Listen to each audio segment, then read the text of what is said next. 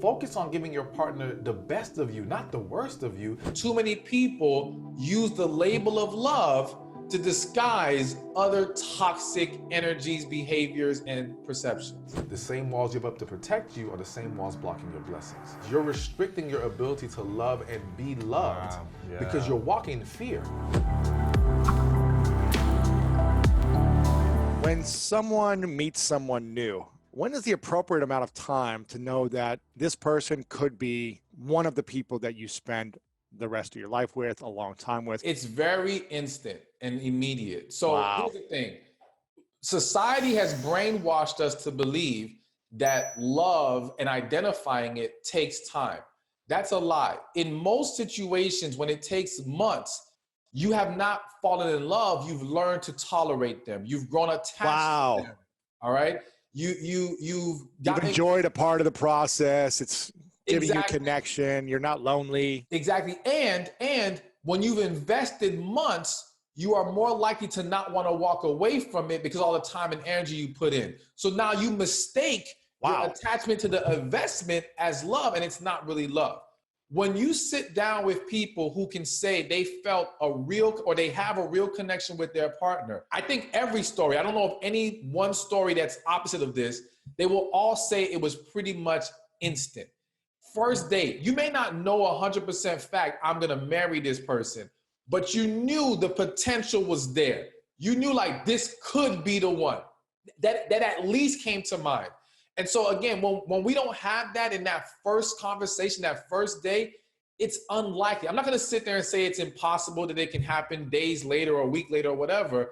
But typically, and even if you can't articulate it as you knew they could be the one, when people look back, they can tell you that they felt something very strong in that initial engagement with their partner that said they knew something was different. They may not even know what it was, but they knew, okay, this isn't normal. This isn't like the rest. Something's going on here.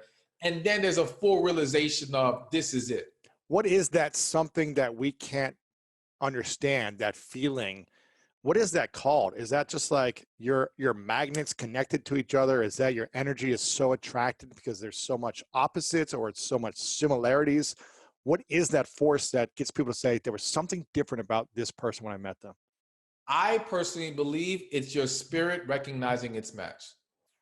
Because there are, if you speak to a lot of people of different religious beliefs, there's the belief that things happen in the spirit before they happen in the physical. All right. So it's almost like the spirit is ahead of us, which is why the spirit knows the truth, which is why intuition, gut instinct, third eye, whatever you want to call it, it always seems to be accurate because your spirit knows before you know. So we're feeling it within our spirit. The problem is it's getting our mind in tune with the spirit. It's allowing our heart to accept what the spirit is saying to us. But we feel it, we just don't know how to always explain it. Those who are very in tune with the spirit can recognize it much quicker and accept it for what it is much quicker because they're very in tune already. Why is it so hard for our mind and our heart to get caught up to our gut or intuition of that initial explosion of chemistry? And also, can that explosion of connection and chemistry be harmful in a different way? Okay, so one, fear. Fear is the number one reason why we struggle to accept. So one of the things I explain to a lot of women, and I have my membership group for them. So I've had this discussion where I say, listen, the difference between intuition and fear is logical deduction. So when you're trying to analyze and break things down, that's your mind, all right? And fear is coming into that because you're saying, well, I shouldn't do this because of that, or this can't be this because of that. Intuition requires no logic. Your spirit requires no logic. It simply feels, it senses, it knows. That's it. You don't have to explain it. Again, gut instinct doesn't require things to logically add up. It just tells you this is it, or something's wrong, or this is right, or whatever the case may be. So fear is the number one thing, and that fear stems from lack of healing from past relationships. We've been down this road of emotional investment. We've gotten hurt before. We've been wrong in our lives about wanting to believe someone could be it. Even though we know this feels different, we still have the fear of disappointment that creeps back in. How do we let go of that fear and not sabotage an amazing opportunity in a relationship. You got to heal from your past. There's no way around it. And this is why I say people who have not healed, they can meet their connection right now, the most amazing partner, and it will scare them to death. And they will either run, self-sabotage, something. It's going to be a problem because they have not healed. And when you have not healed, the vulnerability that's required in connection is so unlike anything else or with anyone else that if you don't have a level of confidence and, again, a foundation of healing in your life, it seems way too overwhelming and scary. So you've got to heal in order to not find yourself sabotaging, run away, and not being able to embrace that real love. What if both parties come to something and there's this explosion of chemistry or just instant, like, wow, there's something different feeling, and both have not healed their past, but they stay together, they figure it out, and they're together? Is there going to be a lot of problems and trauma and stress that comes up over the years if they both haven't healed before they get into a relationship? Or can they heal in the relationship together? It is possible. Let me backtrack a little bit. First, let me say that people have to understand there is the such thing as right person, wrong time. All right? Mm-hmm. People don't want to believe that. There are a lot of people who reject that idea. They say, oh, if it's the wrong time, it's not the right person. That's not true. You can meet that individual that you have an amazing connection with, but both parties still need growth before they can come together. All right? And so now, what happens if they come together and they haven't healed? So here's the thing. It is possible to get through that and survive and have a healthy relationship. It is unlikely for most people to survive being with someone you have a connection with and you have not healed. Again, most people won't even allow themselves to be with that person. They'll sabotage it so much. They'll dive in, but then they'll cheat, or they won't respond to the person. They'll do something, right? Yes, and speaking of cheating, they tend to have a history of going back to an ex because the ex feels safer because it's not as vulnerable over there. All right, I can maintain more emotional control. It's familiar, so it's easier. So I've seen plenty of situations where, again, the connection was so overwhelming, so they ran back to their ex. Knowing they're not for the ex is not for them and they're not for their ex, but again, it just feels safer there.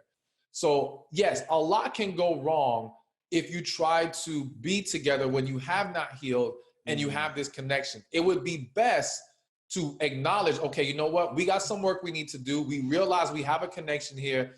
Let's work on ourselves in the meantime before we take that next step. Can you heal while having sex with one or multiple partners for fun on the side? I'm not going to say it's impossible, but again, highly unlikely. Sex is such a distracting thing. And we have to understand that so much can come from our sexual interactions. There can be new drama. There can be, an unwanted pregnancy. There can be a host of things. And all of that will derail you in the healing process. You also have to be honest with yourself. You may be having the sex because you're trying to distract yourself from the healing. Like the sex is just a coping mechanism for you. Same as drugs, same as alcohol. People turn to these things because they don't want to deal with their reality in life. So You got to be honest. Are you trying to just bury your head in sexual interactions? Or is it just, if it's happening in a natural flow of life, okay, then there's a greater chance that you can survive this, but you got to be really careful. I would suggest cutting that off if you're trying to heal. Again, I don't want to say it's impossible, but you're going to make it extremely difficult and highly unlikely. For sure. I want to ask you about the best ways to meet someone these days, 2020 moving forward, the do's and don'ts for online dating. But what I'm hearing you say is that you shouldn't be trying to meet someone. You shouldn't be doing the online dating game until you've fully healed, or at least started the process of healing, because healing is a journey. Sometimes things take a lot longer to heal fully, but at least acknowledging and starting that process. What would be a process to start healing your past relationships or pains before we get into the conversation of do's and don'ts of online dating? Okay. So of course, going to a therapist or coach is the ideal thing to do. You typically need that outside party that can help you process some things, help you see new perspectives. and go through a process of healing. Now, I will be honest, not every coach and therapist is gonna help someone heal. Sometimes it just turns into a venting session. So you've got to be real careful about, okay, if I've been going to this therapist or coach for many weeks or months now, what progress have I really made? Have I been resolving, or have I been coping? Because many are teaching you how to cope and manage and how to function within your brokenness, but they're not resolving it and helping you heal. Now, of course, I'm big on healing. So I have my book, Love After Heartbreak, which gives people the exact steps to healing. So one of the steps, I'll give you the first step, is getting the hurt out in front of you. So it's this who hurt me list. And so you get a piece of paper, you write down who hurt me, and you ask yourself the question, who hurt me? And now everyone who comes to mind, you put them on the paper. Doesn't matter if it happened very long ago. Doesn't matter if you think you moved past it. If they come to mind when you ask the question, then that means there's some kind of relevance there. And so now you put them on the paper in like 2 sentences of what they did to hurt you. This will now at least help us identify what you've been holding on to and where the hurt is and what needs to be properly addressed. And then from there, we can do the other steps of getting things off your chest and forgiveness and all these different things that's involved in healing. I love that. I'm a big proponent of writing letters to people that you never send them, telling them how it made you feel, what you're frustrated and angry about with them, forgiving them, letting it go. And then I like to burn the letter and bury it as well in the ground to hopefully create a sense of like, okay, this was alive in me and now I'm killing this and this feeling, this energy, and I'm putting it to bed and I'm putting it back in the world to hopefully create something new, to grow something new and more loving and powerful and create that intention. But I think that's really important. When should we know that we are healed enough? How do we know when our healing has gone far enough down its journey before we should get into meeting someone new, putting ourselves out there on social media, online dating apps, and things like that? All right. Well, first thing I want to say is, now there are going to be times where sending the letter to the person is actually the best thing to do. Really? Yes. A lot of people are scared about that, and it's a very difficult hurdle to jump. But I literally got a DM today from a woman who read the book. She wrote her letter last year. It was to her mother. She didn't want to send it. She held on to it. She says she just finally built up the courage, because I tell them in the book, 99% of the time, I'm going to tell you to send the letter. Wow. And so she finally did it. And she said they end up having the best conversation they've ever had in their life. Now they're like the best of friends. Like, it's taking their relationship to a whole new level. And that's not the purpose of sending it, but there's so much good that can come from taking the extra step of actually sending the letter and making sure that person is aware of how you felt and what you were going through. Now, in regards to knowing when you've properly healed, number one thing is when you can embrace being fully vulnerable with somebody. All right. If vulnerability still scares you, you have not healed enough. All right. You've got to be willing to open your heart. We can't say we want love and then put walls up around our heart and be afraid to give it to someone. You're contradicting yourself. You're working against yourself. So you've got to be willing to be vulnerable. You also have to make sure any negative perceptions that you've held onto due to past experiences, you've done away with them. So for example, if you have been saying all men are dogs because you've been hurt by so many men, well, you can't be out there dating and still screaming all men are dogs. That's not going to work in your favor. You've got to accept that good men exist, that you can receive a great man, that you deserve a great man. So when you have a more positive outlook and way of thinking, and listen, we're going to all have our negative thought moments. That happens. But your dominant or more consistent thought pattern is positive, hopeful, and things of that nature. Now we can say you're ready to get back out there. How important is the language or the inner thoughts, the actual physical words we use in the inner language, the inner dialogue, in terms of attracting or finding the right partner? It's extremely important. You know, we hear it all the time. Words are power. And the reality is that the words you speak to yourself, the thoughts you have, they will, whether knowingly or unknowingly to you, they will dictate your energy, the energy that you give off to people, or the way that your spirit comes across to individuals. And so you can put on a happy face, but if your thought is negative, pessimistic, all right, and dwelling in this, then your energy will still be negative. All right, what you do on the surface isn't going to be able to hide that, which is why you have some people who swear, well, I'm not a bad person. Yeah, but you're not a positive person. All right, you may be good people, but no, you are miserable. And it's not even just you're miserable, like you're dwelling in it in your life, but you give off miserable energy. And so who's going to want to be around that? Who's going to want to commit to that? At the most, they might want to have sex with you, but they're not going to want to tie themselves to you in a committed long-term relationship or marriage. And people can feel that energy. I don't care if you're a man, woman, or in between. You can feel the energy of someone. And if you haven't healed properly yourself, you may be attracted to a wounded individual to then try to find some validation or try to find some connection there.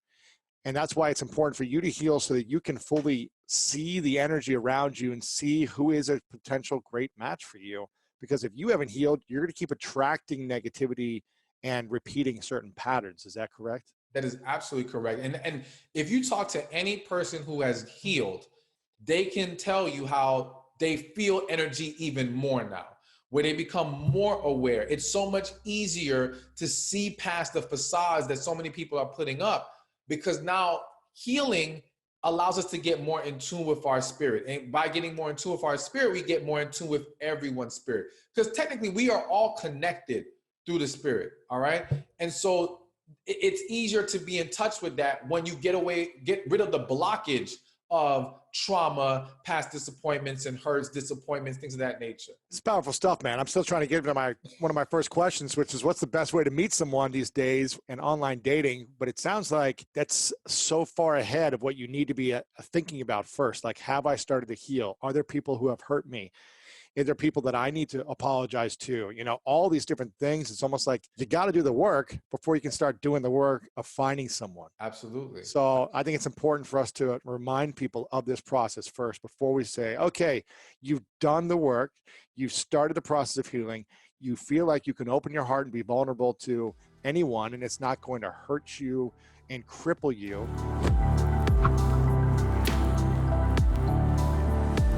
How important is sex in a relationship?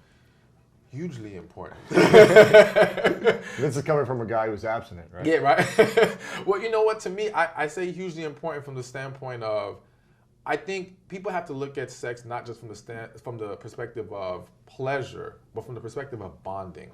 I believe it is an opportunity for two people to grow closer together. And when two people know how to truly satisfy each other, it creates an amazing bond. Deeper connection, better balance. Exactly. More attraction. Yes. And all it keeps of that. it going. Exactly. Because if you have two unsatisfied people sexually, you're going to have a problem. You can't find a relationship where that exists and they're all happy and everything's great. It doesn't work that way. People crave intimacy. People crave that level of bonding with each other. And yes, biologically speaking, we can talk about the needs of a man and a woman and all these things, but I think even going deeper spiritually and all that, sex is important. And we are not taking enough of a mature approach to understanding and learning sex. I think people are very much behind in their understanding of Especially in America, it's like we weren't educated. Exactly. It's a very hush-hush type of thing. It's not talked about in schools. Your parents, at least most parents, aren't talking about it until it's like the moment, and it's like, let me say something to just get it out, and then let them figure it out. Well, and not just that, a lot of our parents don't know either. Right. Like, people just don't take time to get more educated on their bodies, on sex, on true sexual satisfaction. There's a lot of lies going on. I tell people all the time, listen, a lot of women aren't being sexually satisfied, all right? But they're lying to their friends, they're lying to their partners. Right. So there's a perception that everything is all good. No, it's not. There's a huge disconnect between the reality or the perception of women's sexual satisfaction and the reality of women's sexual satisfaction. And that contributes to a disconnect in marriages. Because again, if the woman is not satisfied, she now becomes less willing to be sexually involved with her husband. Now, he starts to gain resentment. He starts to feel neglected. Starts to wander. Exactly. Snowballs from there. We can't overlook that and act like everything's going to be fine. And we can't say, well, you should love them enough to where it doesn't matter. Listen, we're talking about maintaining a committed relationship. That's a part of it. plain and simple. And we have to learn how to make it better on both sides and how to be more honest with each other. I think if we can learn to be more honest and transparent, then we can work on the things that are lacking. Wow. But people, again, they feel very uncomfortable speaking about sex, speaking about their needs, and constructively criticizing their partners. We have to learn how to Because you don't want to hurt do someone, that. yeah. So Exactly. how often should we be talking about our sexual needs in an intimate relationship? Should it be like once a month? We sit down and like schedule it out. Is it like pillow talk every week? Like what should be? Again, everyone's different, but what do you think is an appropriate amount of time? Yeah, I think it depends. So what jumps in my head, I would say every 3 months, if I had to put a number on it, all right? But I do think it depends on the couple. I think more so it's when an issue arises, talk about it. There you go. The key is we have to create environments where we can have those talks. See, again, we're laying the wrong foundations in our relationships to where we can't have these open discussions about sex and other things lacking in our relationship. And we're afraid to push our partners away. We're afraid to ruffle the feathers or rock the boat. But if you can't talk to them, We resent things, right? exactly. And what happens is you hold it in, and now the negative energy comes out in other ways. And now they're confused because they're like, why are they giving me this attitude? And they're thinking, like I said earlier, he's thinking it's about the towel. No, it's not about the towel. It's really about something else that you're not telling him. So we need to be more honest and transparent, and we need to create an environment where we can have this talk and you're not going to take it personally to the where you're going to internalize it or allow it to now throw our relationship off because you're getting upset and you're allowing it to, have a negative impact. No, take it as, okay, that's how you feel, cool, let's work on this. How can we make this better?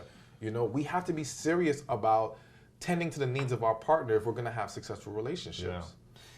There's so many divorces happening, it's higher than ever, right? Yeah. I think we had a divorce attorney on who's talking about how it's higher than ever.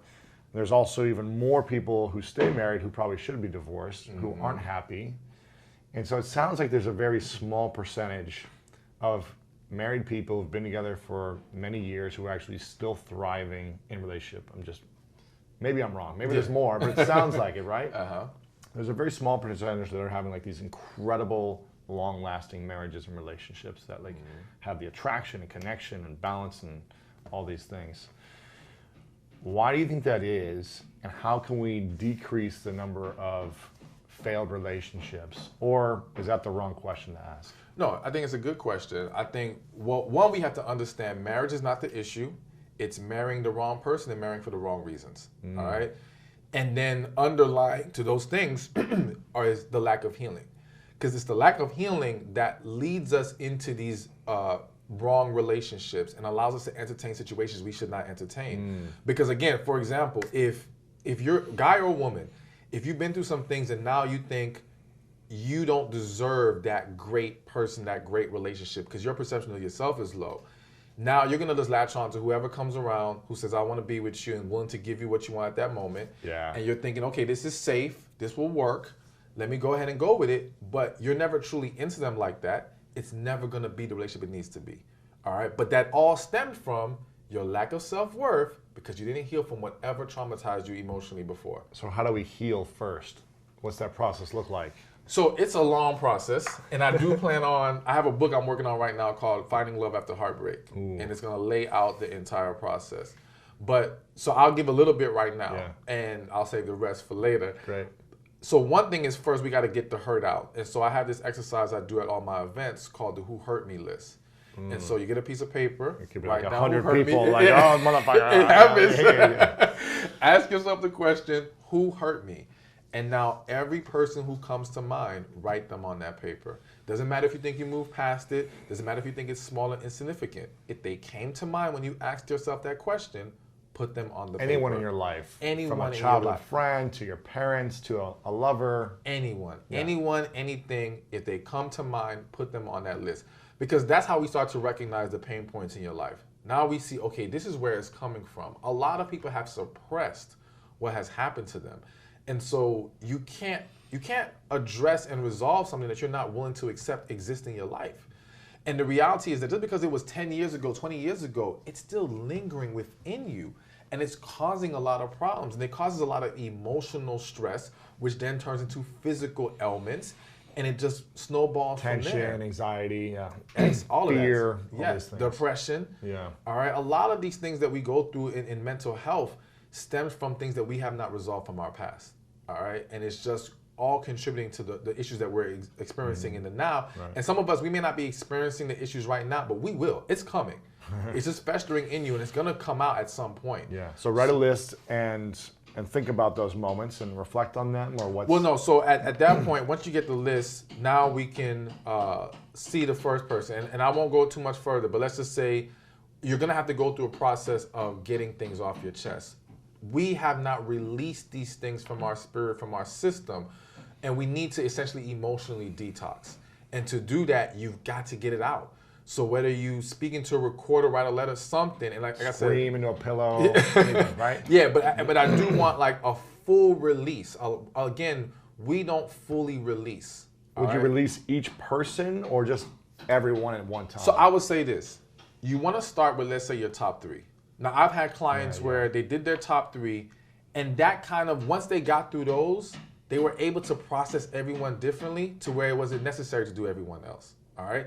Now, if you have 10 significant experiences and 10 significant different people that need to be addressed, yes, you may have to release with 10 different people.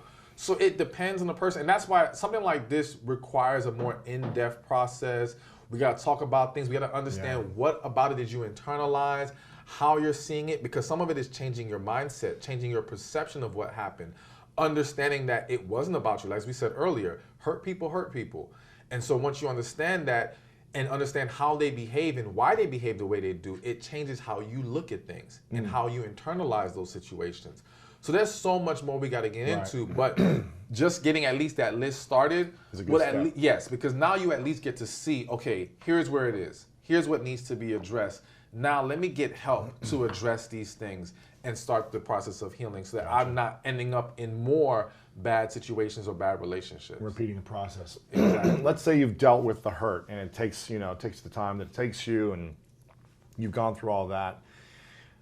How do you manifest and attract a partner that you want to be with that has those 3 keys, the connection, the attraction, and the balance, that you feel like is the one, could be one of the ones? How do you set yourself up to attract that incredible partner? So one, you got to be yourself. So finding yourself is number 1. All right. You can't connect with someone if they're connecting with the fake you. All right. Yeah. That's a false connection. So you have to discover who you are, become confident in that, stand strong in it. Now, who is drawn to that person, you know it's real. All right. And so that's where we begin. 2, you need to exude positive energy. All right.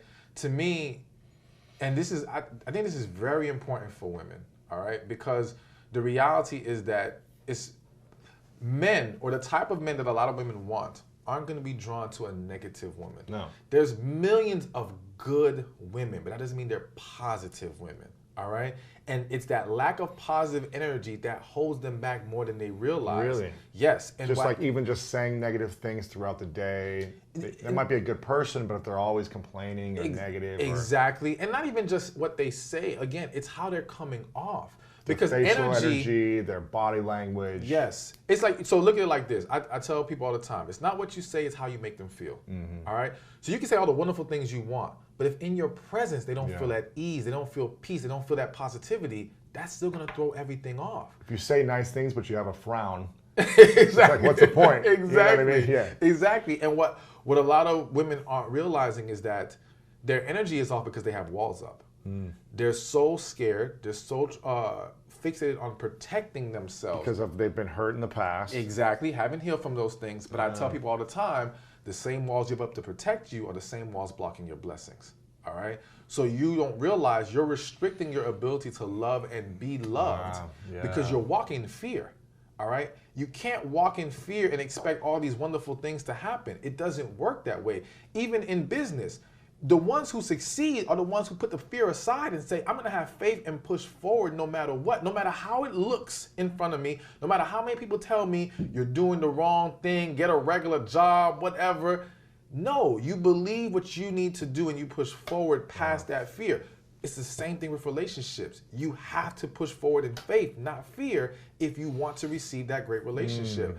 And so, yes, this can happen with men as well. I don't want men thinking they can carry around a bunch of negative energy and they're going to get a great relationship. But I do think it shoots women in the foot more, because here's the other thing that people don't talk about a lot, and some people may not like this, but I'm just going to keep it real. Yeah, for sure. It pulls women away from their feminine energy. And when they're not positive. When they're not positive. And when they're holding on to these fears and have these walls up. And it's the feminine energy that makes the woman so powerful. That's the tool that's at her disposal that can make the world her oyster, all right? But women have become very detached from their femininity. And the thing is this, a lot of women will say they're not feminine. They're just not that way. I dispute that in most situations. No, you become detached from it. You become uncomfortable with it due to, again, a lack of healing and due to experiences in your life. Now, if you are more masculine, so to speak, and you are happy that way, then by all means, continue to live your life as you are.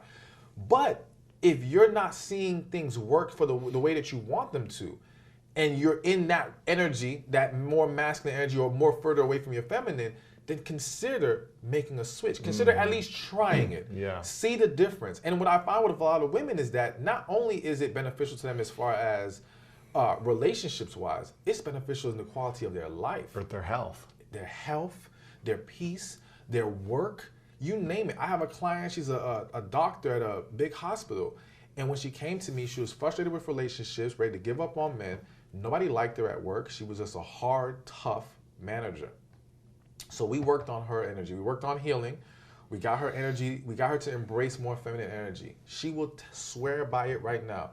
In 1 month, her whole hospital started to love her. Wow. Now they're all helpful, whether they were women or men.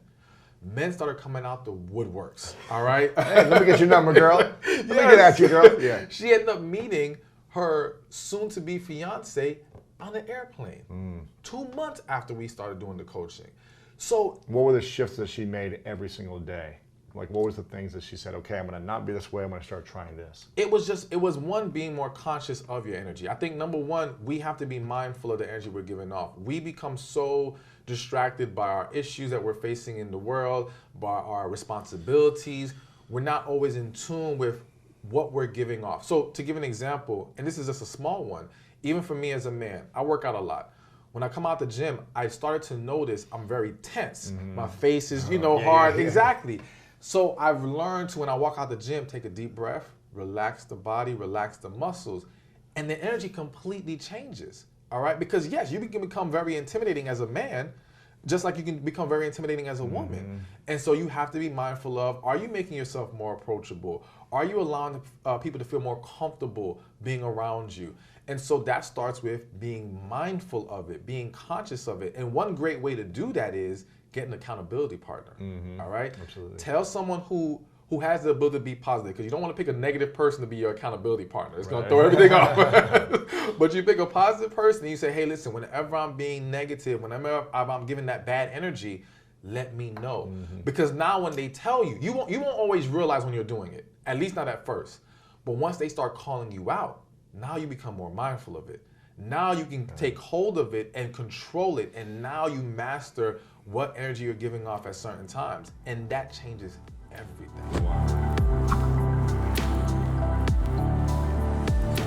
We got tons of social media apps now. We got people just swiping left and right on TikTok and Tinder and Bumbles and whoever else knows is out there. I feel like if I was a single man right now, it would just be chaos, because it'd just be option overload. Nothing's ever good enough. Comparison overload. Like, where do we meet someone these days who is a quality human being that could be a potential great partner for us? So I definitely think people need to get rid of the negative stigma they have of online dating. I think, again, it's a tool to meet people more conveniently. And in times like this, it's probably the best tool. Let's be real. I mean, even if you try to go out, certain cities are limited. You're not going to see as much people out anymore. So if you thought it was hard to meet people going out before, well, it just got harder. So being open to online dating, I think, would be the best bet. I think what people have to realize is, I've gone on some of these sites to do research and see what's going on. And I can tell you that people's online profiles are pure trash. Like the majority of people have no damn clue what they're doing with these online dating profiles. And I believe it's because many have this 1 foot in, 1 foot out approach. It's like, I'm gonna just try this because there's nothing else going on, but I'm not actually committed to the process of making this work and how It's to like make it successful. they're just bored. This is like entertainment. Yes. They're craving connection and intimacy, but they don't want to fully commit. Mm-hmm. And they don't fully buy into the fact that it can work. Like I have clients who have gotten married from online dating. So it can work. Now, does it guarantee you a husband or wife? No. But does it pretty much guarantee you can meet people and have some options to decide if you want to move forward? Yes. But again, you've got to be smart about how you invest in the process and how you set up your profile and things of that nature to help you become more successful. What are the do's and don'ts of online dating? And I'm going to make a general assumption here, correct me if I'm wrong, that men in general go on online dating sites to find people to hook up with in general, and women go on to more find a great potential partner. Please correct me if I'm wrong, but I think that's the general mindset. Is that right? I think that's a general mindset. I do think it varies depending on the site. Like, I believe a site that makes men pay has a higher chance of serious relationship-minded men being on there. Because the guy who just wants to hook up is less likely to want to spend any money if he can go to a free site and it's just, you know, a free fall on there. So I do think that certain sites give a better opportunity for serious relationships. But as far as do's and don'ts, one don't, I'm gonna start with a don't, is don't make it all about what you want. Meaning, people don't go on online dating and present their value. And so why would I choose you out of all these people online when I don't know what you bring to the table, what value you present? It's like, listen, in marketing, the job is to present value to the consumer, to say, this is why you should buy my product. We dress it up properly. We pick the right colors, the right wording. It's all about hitting your target market and appealing to them. And I feel like people don't do that. They go online, they make it, well, I'm looking for this. I don't want this. Boom, boom, boom, boom, boom. All right, but I don't see any value here. So why would I reach out to you? Right. So I think that's a big don't. Don't make it all about you. Make it about what you bring to the table and what value you provide. Make yourself desirable so you start attracting options as opposed to saying, well, yeah, I'm only looking for this guy and this. You have to be smart and rich and this. It's like, exactly. You're already too much to handle right now. Yes. Okay, so that's number one. Build something, create desire for someone to be attracted to you. What else? Number two, have enough pictures on your profile. So many people jump on, and again, because it's 1 foot in, 1 foot out, they put one picture up. Now listen, we live in a time where catfishing is popular and nobody wants to be catfished. If you only have one picture up, you become a very skeptical, or you make people very skeptical of your profile, all right? And so you gotta show people the full you. So not only have one picture, but I always say have at least one full body picture. Let people know what they're getting into, because the last thing you want is to have these beautiful headshots, all right? And someone choose you based off of that. Then you meet in person and the rest of you doesn't look like the way they wanted you to look. And now you have a wasted date, wasted time, you get discouraged. Let's stop doing that to ourselves and to each other. Let's show the full version of who we are. Someone either likes it or they don't.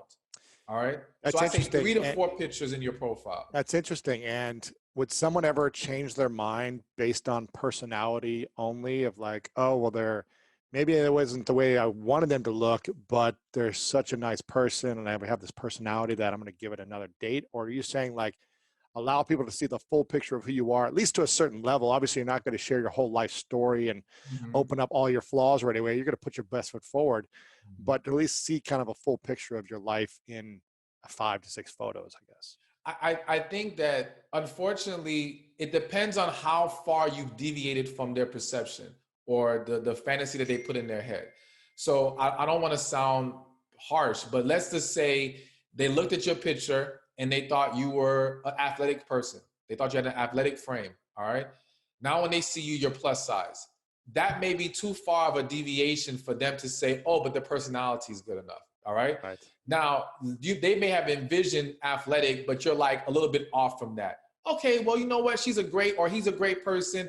I can work with this. That's not going to push them too far to the left. You know what I'm saying? Right. So it really depends on how far you've deviated. And that's why the pictures helps eliminate that issue.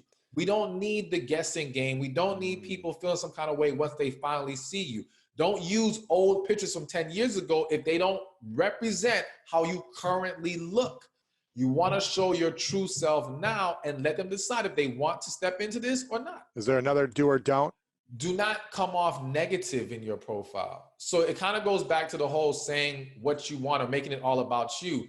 Many people, and I have to say this happens a lot with women, they come off like, well, if you're this, don't reach out to me, or I don't want this. And the tone is very negative, all right? Like, I'm not here to play games. Okay, cool. That's not gonna get you anywhere. That just makes you come off as difficult, all right? So you wanna come off with a more positive, inviting tone. You wanna be very mindful of your delivery in your bio, in your message, or your headline, or whatever.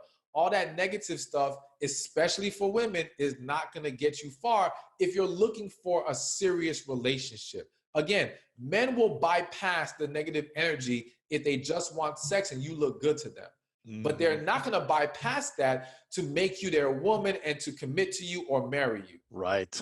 That's powerful for women to know for sure.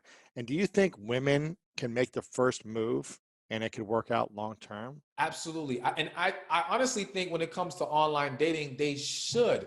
My logic is this. As a woman, you jump on online dating. Let's say you're an attractive woman.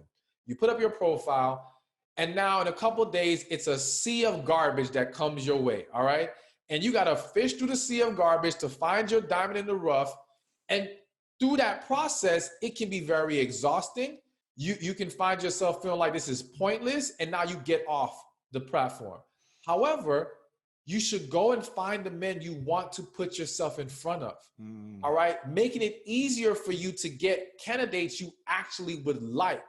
And for women, we don't require much. You can just say hello, all right? Or a smiley face or whatever. Yeah, an emoji. You can send a blank damn message, all right? If we are attracted to you and we find interest, we will respond. Like, did you mean to say that to me? Like, we're gonna look into it. So to me, it would be best and most beneficial for women to just send out, again, just simple messages to the men that actually catch their interest. Right. And then see if they're interested in return. Yeah. Exactly. My friend Matthew Hussey, I think he calls this in person like the handkerchief technique, where he's like, listen, women, look them in the eyes from across the restaurant or at the grocery store, like look a man in his eyes or connect with him in a flirtatious way, a little bit subtle little way. Or, back in the olden days, they would drop a handkerchief as they walked by a man to see if they would pick it up and bring it to them. So it's like, allow a man to be interested in connecting with you, because it takes a lot of courage, even if you're online, to put yourself out there to someone you're attracted to. It's easier to obviously just message someone online and not be rejected and feel so sad than it is in person. But it's still, you've got to put some energy out there for the guys that you're interested in for sure, and see which ones are like, you got to take a nibble, Exactly. come on the hook. So that's it. I love that, man. What's the best opening line for a man or woman in online dating to reach out to someone, to pique interest and see if it's a potential for something? Okay. For men, what you want to do is you want your opening line to reference something she's written in her profile, which shows you actually took time to read her profile. You care. So, you researched. Exactly. And it automatically separates yourself, because let's face it, a woman on there might be getting tons of hellos. You look amazing. You look great. Blah, blah, blah. She's heard that a million times. But let's just say she just got her degree in, I don't know, in IT. All right. And now you say, oh, hey, what do you like about IT? Or I don't know. You just make some kind of reference to it. It just shows that you took more time to actually learn. You come across much more genuine, and the message is immediately different from the typical man who reaches out to her. So I think that's the best approach for men to take. And it also allows for a natural conversation to flow. Because, you know, when you're starting with the whole hello, where are you from? It's like, exactly. But when you have pick a topic using her profile to start it off, you got something that you can get rolling from there, and then you can get into all the other stuff. And people always appreciate someone who takes the time to research. People always appreciate a different approach, a different angle, like a uniqueness to something about you. But if you're always the same as everyone else, of like, hey there, cutie, or whatever it is, you're going to get the same type of results. But when you are a little different, they're going to say, something's different about that person. Let me keep talking. Absolutely. Absolutely. And for women? For women, you know, I really just feel like saying hello is all they need. They don't have to say much. Because let's be real, like the man is either going to be interested in you because he likes what he sees and he likes your profile. Like a special line for a woman doesn't really separate them, so to speak. She could try to be funny and humorous. She could try to do the same thing that I said to men. But I think at the end of the day, it really boils down to, okay, if he likes what he sees and he likes what's on the profile, a simple hello, an emoji, whatever, is going to do the trick. Because a man's either going to respond and dive in, or he's going to say, okay, hi, and that's it, and not get back quickly or whatever it is. So you're going to know quickly within 24 hours if a guy's interested in you as well or not.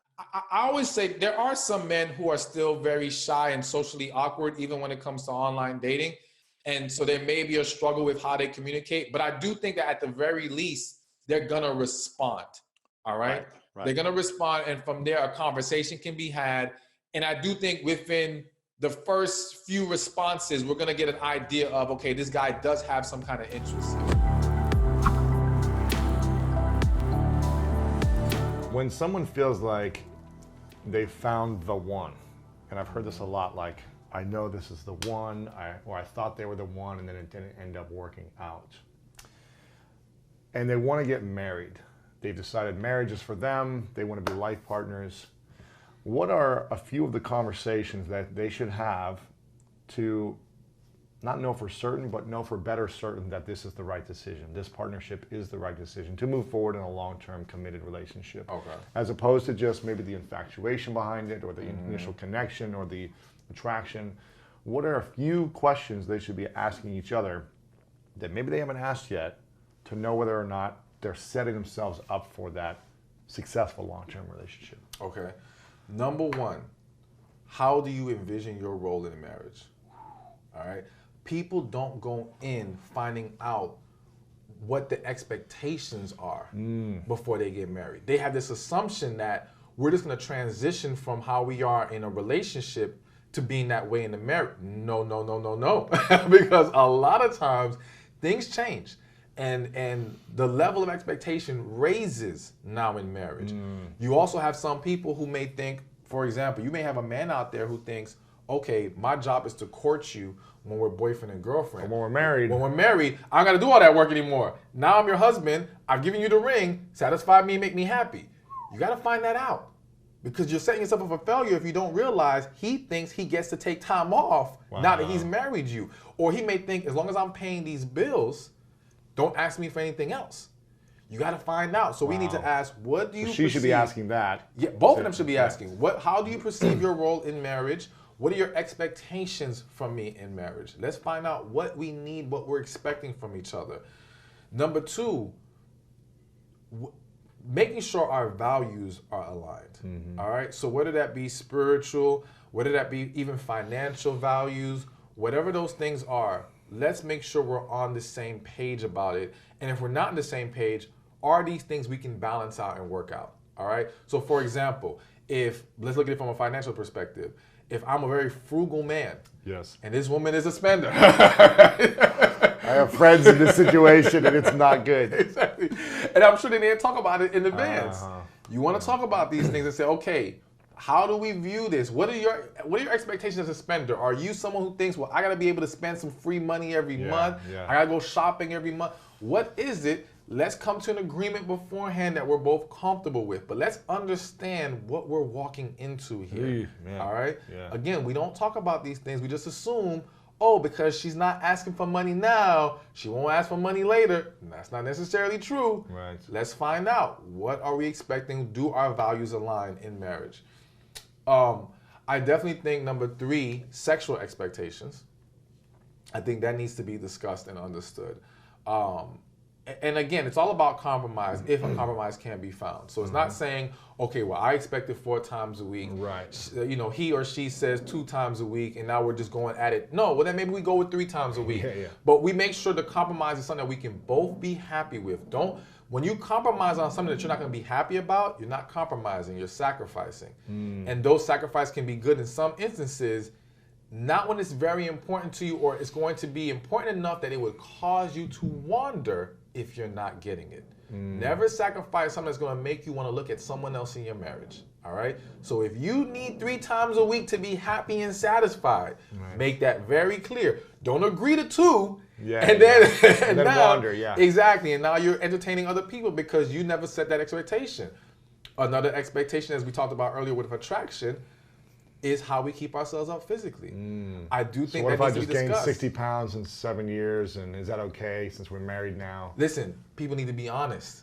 So, like I tell some men, if you can say, you know what, if my wife gained 60 pounds, I don't care, I'm cool with it, and you're going to love her with the same energy and desire that you did 60 other pounds ago, great. But if you can't maintain that desire, that passion, 60 pounds later, you need to make that known now. Wow. You can't be afraid and say, well, that sounds too shallow. Oh, so would we rather be shallow now or have a disastrous relationship later? Have you cheating on your partner because you weren't willing to be honest in the beginning? All right? Same, and women too, because an epidemic that's happening is women are less honest about their attraction needs, so to speak. All right? Really? So whenever we talk about attraction, letting yourself go, I think people automatically think of the woman letting themselves go.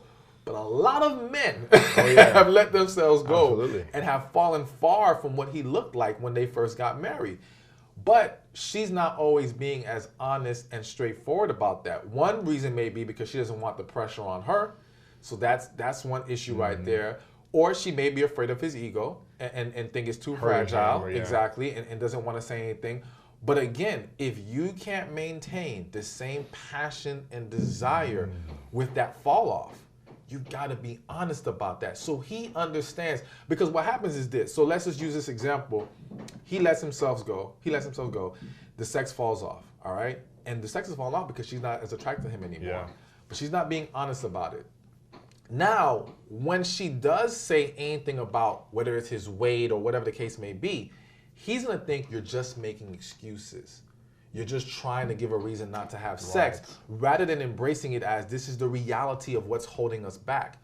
However, if we had this conversation from the jump and you were honest about it, then I always knew this would be an issue. Now when you bring it back up, it's going to be like, yeah, you did tell me that this happened. So now it's going to be easier for me to embrace that and actually do something about it. And have the recognition and awareness about it because you'd already talked about it. Exactly. Now you do a lot of these events and workshops for hundreds of women at a time.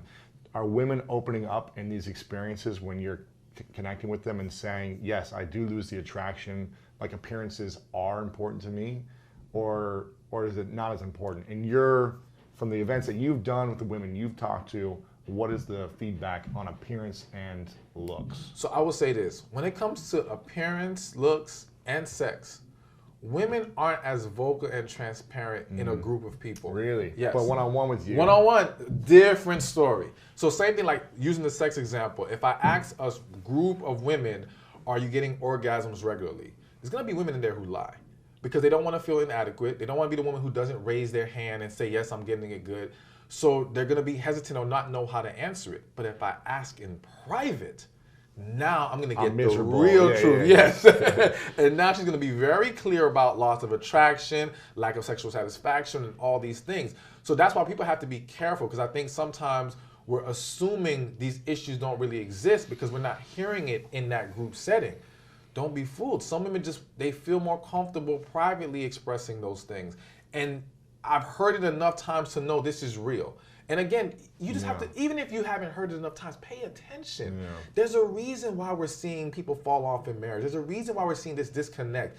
And even when it comes to infidelity, there's a great focus on men who've cheated, but there's a lot of women who've cheated. A lot of women. And it's not always for emotional reasons. It's for sexual ones too.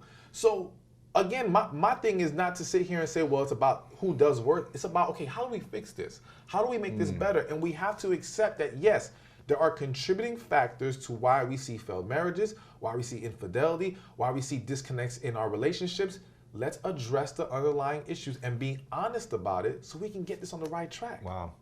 Are there any relationships that you're aware of that have open relationships that are successful? Or do you think it's very hard to do? Because more and more with the Burning Man scene and all these people exploring these things, what's your thoughts on, open relationships or, being together but also having multiple partners? So I'm gonna be honest. I'm very skeptical of open relationships. Now, I don't want to sit here and say it's impossible for it to be successful because I haven't met everybody and I haven't studied it enough, but I have studied it to a certain extent. And from what I have found is, again, a lot of open relationships stem from, one, the perception that one person can't fulfill me. And since one person can't fulfill me, why not have more than one, all right? And to me, find the person who's experienced that deep and genuine connection, they don't have that perception. Because they had a moment in their life where they met someone that they thought, this could be it. Wow. I could put my all into this and I would be happy with this one person.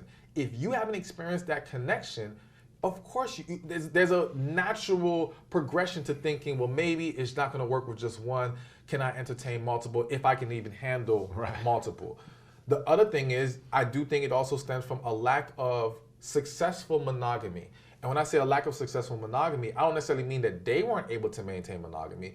It's like, okay, if I get in this monogamous relationship and now I get cheated on, or I've had multiple relationships where I've been cheated on, I may start to think, what's the point of trying to be monogamous? Right. If it's not gonna work anyways. Exactly. Why not just get an open relationship, which one allows me to not be so vulnerable to one person. Right. I now have more emotional control. And what you'll find in a lot of situations is there's still somebody running that show. And what I mean by that is, one of the people are running the show. Exactly. And they're running it in a way that it's protecting them. All right. So I met a woman one time, she was into polyamory, and she said, well, her ideal polyamorous relationship was a man and a woman, but they're not allowed to have other people. All right. So it's like you're trying to control this environment for your sake. Right. All right. For your protection. So that means there's something deeper going on here. So to me, I just tell people when it comes to open relationships, if you really believe that's your thing, fine. I'm not here to tell people that they can't live their life that way. But I just want you to make sure you've healed from everything first. If you heal from everything and you still feel like this is for you, do your thing. Do your thing. But you might be surprised what's going to happen when you uncover and address some of these past traumas and issues. You may not be so inclined to want to be in this open relationship anymore. Right. And again, I would still argue that if you meet that person you have that amazing connection with, it changes the game. Right. And it can completely throw you for a loop. Because I've seen people who were once into open relationships and completely shift to monogamy because they met that person and was like, I never thought this could happen, but it's here and I want it, I'm going for it. Wow. That's powerful insight. What about in a relationship you've been together for a long time, you've been married together for a long time, and it just feels like it's not working. And you're talking about divorce, and both of you aren't happy. You've got the kids, you've got the home, you've got the lives together, and both of you aren't happy, right? And you've addressed this and talked about it. You've tried different things, they haven't worked maybe. Is there a way to rekindle those three things and find that connection again? Maybe you've lost that attraction and that balance. Is that even possible in these times? Or is divorce the only way to then go find true happiness or connection somewhere else? If a true connection ever existed in that relationship, then it can be fixed. But that's the key. Did it ever really exist? And we've got to examine that because again, many people have been living off the fantasy of their perception of things, what they wanted to believe it was. And wanting to hold on to this feeling of being in love, when in reality they were involved in an unhealthy attachment to this individual. So we have to go deeper and find out, is that there? So if the connection was there, yes, we can work on everything else. We can get things on track. It's going to create a lot of deeper emotional discovery, so to speak, as far as finding out, okay, why is there a disconnect now? How did we fall off of track? How can we now correct these specific things? Because there's very specific things that need to change. Are we both willing to put in that work? All right. And if both sides are willing to do that, then it absolutely can work. Now, if there was no connection, you get a divorce. Get a divorce? Get a divorce. Sooner than later? I'm a man of God, and I would love for everyone to be able to stay married, right? But even when people have been convinced that you get married, you stay married forever, even if it's a religious thing, or you feel like the pressure of society, like... Here's why, despite those things, you don't stay married, especially when you have kids. So many people stay married because of the kids, right? Yeah. But if you can't create a positive environment at home, you are damaging the kids worse than you would in divorce. Divorce isn't, in my opinion, the greatest struggle for the child. It's lacking the understanding of what just happened here. So if you've been feeding your kids all these years that mommy and daddy love each other and everything's all good, despite our dysfunctional relationship. Yeah. Exactly. So now one day you wake up, we're getting divorced, the child is confused. And the thing is, we're not honest with the kids about why this happened, what went wrong. We're not saying, yeah, you know what, we knew a long time ago we weren't best for each other. We're not giving them the honest truth for them to learn and not make the same mistakes in there. The pattern. Exactly. What the child now thinks is, you can't trust love. Wow. You can't trust marriage. Because you can love each other and one day now it's over. And now they become dysfunctional, or they now have dysfunctional relationships because of their skewed perception of things, because they lack clarity in understanding what just happened here. But going back to divorce versus staying together, again, what a child needs more than anything is a positive, loving environment. If you can achieve that together, great. If you can't, you are better off apart. Wow. Because when you speak to adults now, adults who are struggling today grew up in dysfunctional households. And it didn't matter if it was a one-parent or two-parent household. Yeah, I felt it, man. Exactly. Dysfunction is dysfunction. Yeah. And we pick up on these things. No one is that great of an actor that they're hiding it from their child. The child sees the problem. Feels it. Feels it, exactly. And then you don't even realize you neglect the child in certain ways because you're dwelling in your own issues, your own struggle. There are women right now who have mommy issues, or they have what I call, I don't want to be my mother syndrome, where they saw their mother allow herself to be treated poorly, abused, suffered through a horrible marriage, and the woman is like, I don't want to ever be that. And now, because she's holding on to that, she either becomes her mother or creates other issues not trying to be her. All right? So it still creates a negative cycle of dysfunctional relationships. All stemming from we stayed longer than we should have. We try to hold on to something that we can't work. My thing is this, even for those who are spiritual, if you're gonna say we're not supposed to get divorced because of God, well, God didn't say act a fool in the marriage at the same time. Like, what's the point of staying together? Exactly. How are you glorifying God or your spiritual beliefs by staying in a negative marriage for the sake of staying? You're defeating the purpose. The purpose is to have a healthy, happy union, to raise healthy, happy children. If we can't achieve that together, it's time to go. Wow. I mean, I wish it could be different, but that's just the reality of the world we live in, because too many of us have made the wrong decision in who we married. And we have to accept that. I'd rather you accept that now, go through your healing process, and both of you can find your happiness and learn how to coexist as co-parents. And again, creating a positive environment in that co-parenting relationship, because I don't want you to be co-parents and still be dysfunctional. Yeah. Exactly.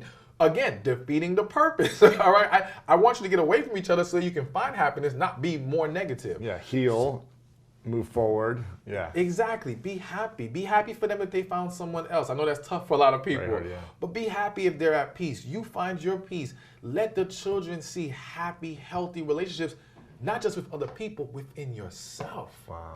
Stop showing them a miserable father or mother. They see it and they hold on to resentment. I can't tell you how many, I don't want to say every, but I want to say 90% of clients that I've seen, and I would argue that if you spoke to any therapist or coach out there, the majority of people have issues stemming from their parents, growing up in that household. Yeah, or their environment. Exactly. You know, their parents or their environments, yeah. Exactly, and it's just all because of dysfunctional relationships. Relationships is the backbone of society. when we allow that to be as dysfunctional as it is right now, that's the reason why we have all these problems. Yeah. We fix that, man, this world becomes 100 times better place to live. Easily. More loving, more peaceful, more enjoyable. Happy people supportive. go around doing horrible, negative things, all right? Exactly. When should people, when do they know that, okay, we just need to work on things in our marriage or relationship? Like, not every marriage is going to be perfect all the time and happy. Like, there's going to be some dysfunction or challenges or issues that arise. Hopefully you've addressed all those things. But let's say you've set expectations early. You both understand these things before you got married. Like, you communicated everything and you're aligned to a certain vision for your marriage. 5 years goes down the line and it seems like things are getting worse and worse. Maybe expectations change, maybe values change. Who knows what it is? When do you know, like, okay, it's getting too far, or we should stay in this relationship? When should we get divorced, or should we keep trying? To me, the first sign that we have problems is that when whatever is going on in our marriage is affecting me in a way that I can't be the best husband or wife I need to be, we got a problem. That's step number one. I think what's happened is we've normalized dysfunction too much. We've normalized this idea that we're gonna all have problems. Yeah, but we all have problems because we don't learn how to work through them. Interesting. Because we have dysfunction and individual dysfunction that we have not processed and resolved. That's the reason why dysfunction is so common. It's not healthy though. Like, I've heard some people say, well, arguing is healthy in a relationship. No, it's not. No, disagreement is acceptable. But when yelling at each other is not good. Exactly. I just watched the Will Smith and Jada, the Red Table Talk of Will Smith, like, opening up about their marriage. I don't know if you watched this yet. I haven't watched it. I just watched it last night. It's actually really powerful what he said. Jada, I guess, when they first started, like, dating or whatever, at one point she, like, raised her voice at him and, like, sweared at him or did something where she made him look foolish in front of other people. And he took her into the other room and said, can I speak with you for a minute privately? Took her into the other room and said, I can't be with someone who's going to raise their voice, yell at me, or swear at me. It just doesn't work for me. And it's going to put me into a shell. Like, I'm not going to be the best version of myself. And if that's you, then I love you, but we can't be together anymore. But I need us to be able to have complete peace. If we don't agree on something, then we have to set ground rules where we step away, we take care of our anger on our own, not in front of the other person, then we come back and communicate from a peaceful, loving place of what we're upset with or frustrated with.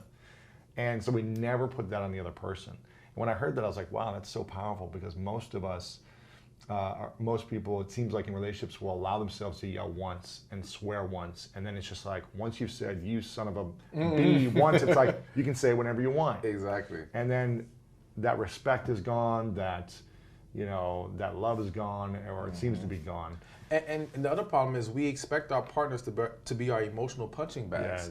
Yeah, We think, well, because you love us, you should deal with our crazy moment, our dysfunction, our disrespect, all these things, because, okay, but we show you love in other moments, so don't blame me for this one. No, like, focus on giving your partner the best of you, not the worst of you. Yes, they should help you through your struggle, but struggle is not an excuse to blatantly disrespect, stress out, throw negativity at your partner. You can't do that. So I think we have to all hold ourselves accountable to a higher standard of how we behave in our relationships. And yes, stop giving this excuse of, well, we're all gonna have our dysfunction. No, listen, it can happen, granted, but we should be focused on, as Will laid out for Jada in that talk, we have to discuss things peacefully. Yes. We have to come to the table calmly, maturely, and see how we can resolve it and not just lash out. That's not healthy. Because screaming is not communicating. No. It's not creating a connection. There's not an attraction there, and there's no balance. Exactly. You don't have those three things that are all of necessary. it. It destroys all of it. And whenever I have gotten in arguments in the past, in my relationships, all I want to do is go be alone afterwards. I'm like, I don't want to be around you. I just want to be alone. Like, I need space to, like, heal and recover now, because it's very traumatic, or at least it has been for me. And that's just been my personal experience.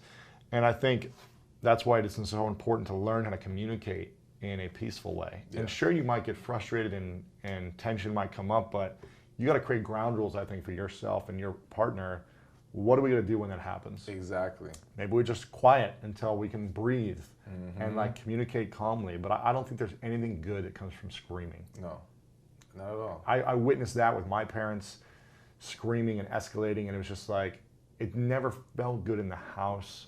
There was nothing that ever came from that was good.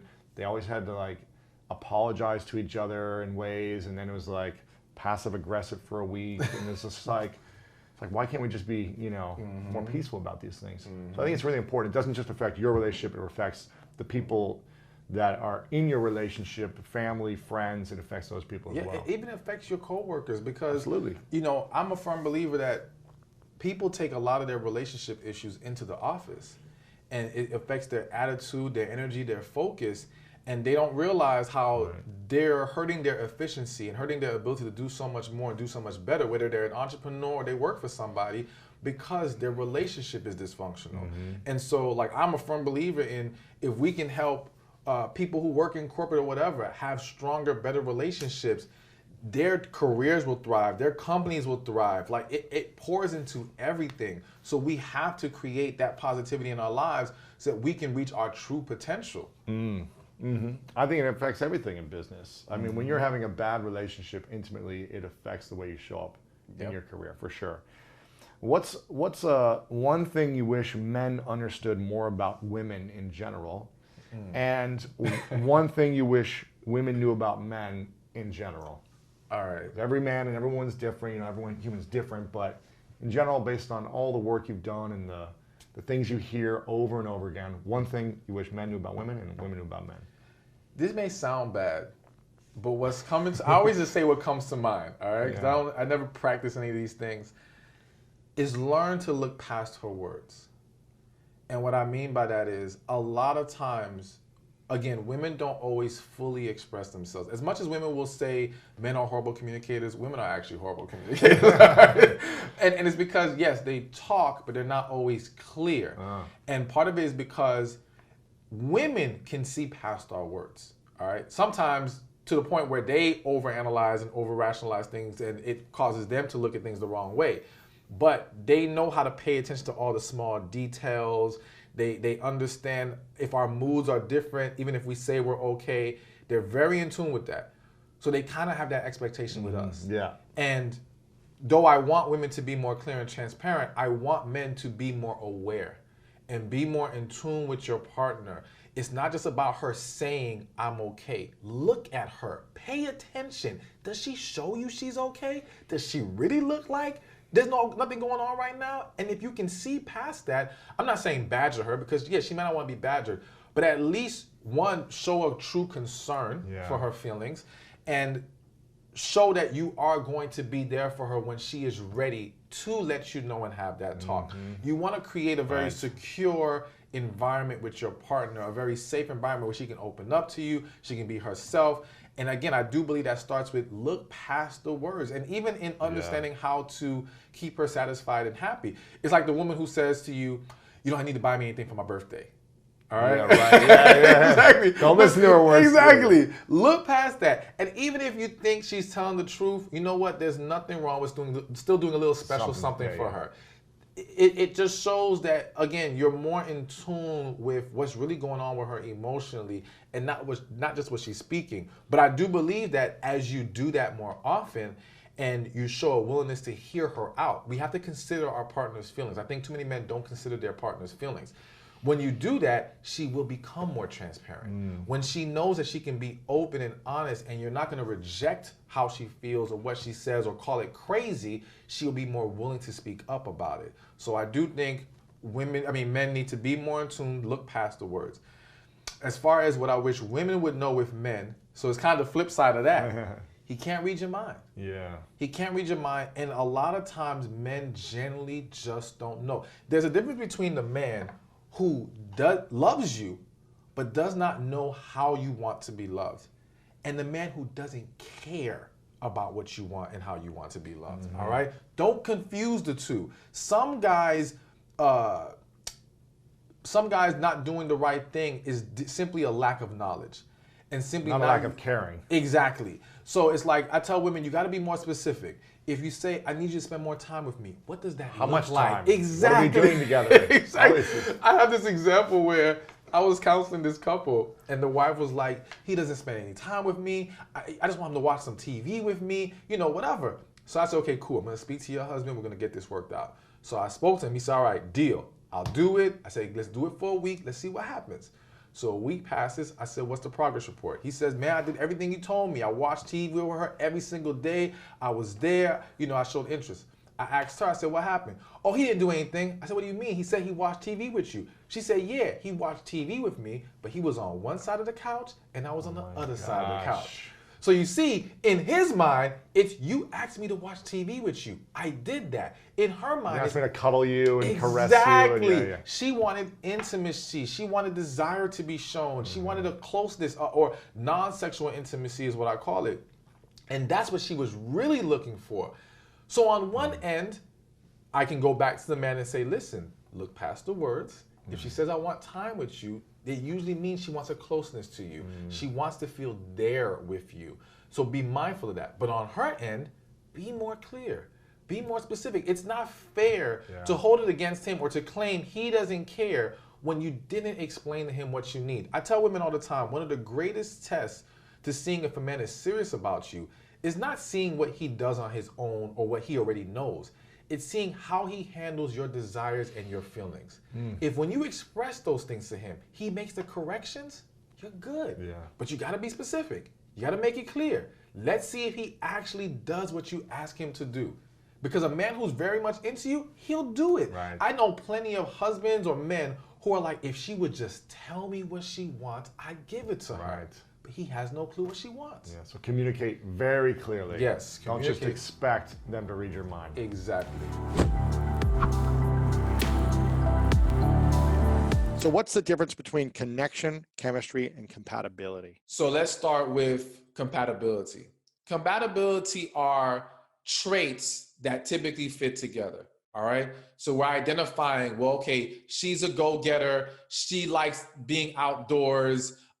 She's very spiritual, and he likes the same things. So we're identifying traits that make them compatible. Some people may use the zodiac to determine who is compatible. But again, zodiac is really dependent on the traits that they have defined for that sign. And as long as those things are consistent or they are accurate in those cases, then they can say there's going to be some level of compatibility there. So there's going to be some level of fit there.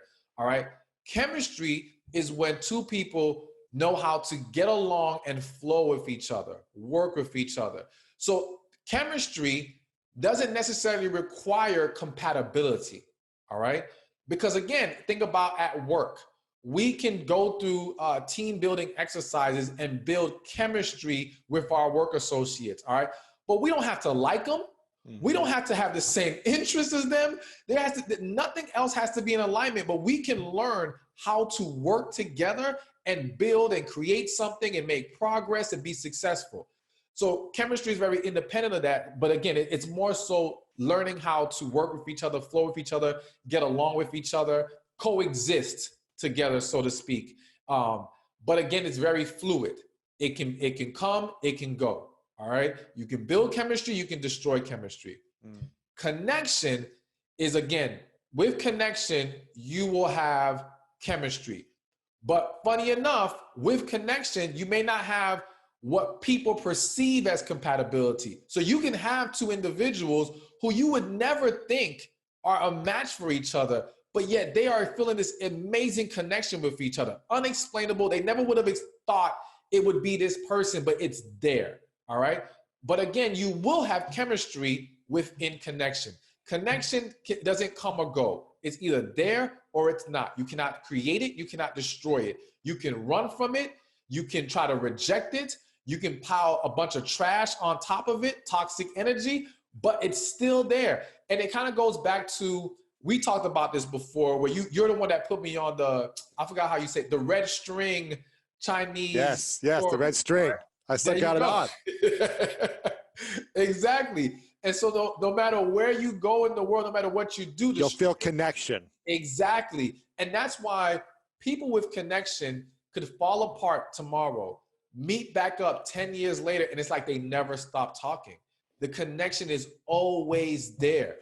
So that's why it's the strongest and most important of those three. Is it fair to say that you need all three to have the most fulfilling type of relationship? And if you're missing compatibility, there will always be some type of stress? No, I think you need chemistry and connection. And again, if you have connection, you will have the chemistry. The reason why I say you don't need compatibility is because, again, what people perceive as compatible doesn't always align with what actually allows two people to be connected and bond and all these wonderful things. So because of that, I would say compatibility, due to society's perception of it, is not necessary. It's the least needed thing. Yes. But so you shouldn't be coming into a relationship saying, wow, we're very compatible people. We like the same things. We come from the same background. We live in the same city. Our families live nearby. This makes sense. We should try this thing because look at how compatible we are. What I'm hearing you say is you should make sure you have this connection that if you were gone for 10 years, you think about them, you dream about them, you always want to come back together, that is more important than having chemistry and compatibility, because with connection, you will have chemistry, but you may not be compatible. Exactly. And you're 100% accurate what you just said. Compatibility, and that's where a lot of people go wrong. They choose partners based off of compatibility. They choose partners based off of the logical deduction that this would make sense. This is a great opportunity. You know, we like the same things, blah, blah, blah. But those people find themselves miserable because they get caught up in the hype initially. But again, the connection that they need to really enjoy each other, the glue that keeps them together, the glue that helps them overcome difficult times, that's not there if you don't have connection. You know what I'm saying? And hell, it's tough even when you have connection. So if you don't have it, it's so like, forget about it. Is connection something you can cultivate if you don't have, or is it something you either have it together or you don't? You have it or you don't. You can't make it up out of thin air. You can't create it. Plenty of people have tried and failed miserably. It just doesn't work. You know, and that's why you hear this all the time of like, gosh, he looked amazing on paper. Like he just like had everything on paper. He checked every box. She checked every box, but there was just, and they were such a good person. They're such a great person, but I just couldn't connect. Exactly. It just wasn't there. And let me tell you, that's one of the worst positions to be in. To be with this amazing, wonderful person that you don't have a connection with. Because now, how do I justify and validate to myself, my friends, my family, who probably love this person? Love this person. Like, love them. And like, yo, I got to tell them, no, it's just not there. The majority of people are not able to do that. They suck it up. And they try to push things along, or they convince themselves, I'm tripping, maybe I'm being too picky, whatever. But then inevitably, that marriage or relationship still ends up ending. So how do you make it work if you have very low compatibility, high connection and chemistry, but you are in complete different industries, you like complete different things. One person likes to be inside, the other person loves to go on long hikes. And you're just like butting heads about every activity and thing you want, every movie. You don't like the other person's movies. Like, isn't that a strain on the relationship as well? Well, I would argue that when there's a connection, you're not going to butt heads. I feel like, so when people don't have a connection and they're very opposite like that, you're going to have a lot of tension, a lot of butting of heads. All right. When there's a connection, there's a desire to want to share the moments you enjoy with you. There's a desire to, all right, you know what? I may not care for these types of movies, but I love seeing you happy and I want to be around you. So I'm going to try to learn to deal with some of these movies. We're much more willing to make sacrifices, be flexible, and find a compromise when there is a connection there. And I feel like when there's a connection, we don't view the differences as a negative thing. We view it as, wow, they're introducing me to a different world. They're showing me a different side. So, okay, maybe I don't like going out all the time, but now it's good that I have someone who likes to go out because she can pull me or he can pull me out the house more often. But I can also help them slow down a little bit and enjoy peace and being at home. There's a balance that's created that makes it a much more well-rounded relationship. So I think that what you'll find a lot of times in connection is that they're not the most, again, compatible based on society's perceptions of compatibility people. They have these differences, but they make this full unit. It's like this yin to the yang type of deal. You know, it doesn't have to be the same.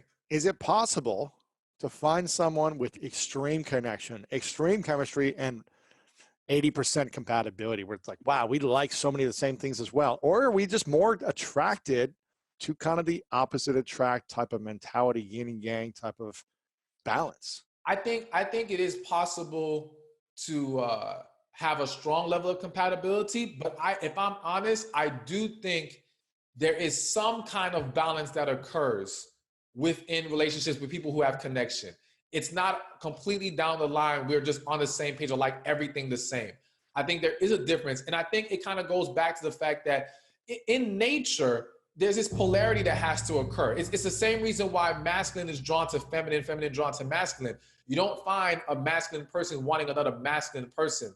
All right. Now, when it comes to connection or real, serious, healthy relationships, we desire the opposite energy that balances us out. So why is that? Is that just Mother Nature, human nature? Why is that, you think? And I can't say this is 100% accurate, but my belief is that, again, we are not created to be equal. We're created to balance each other out.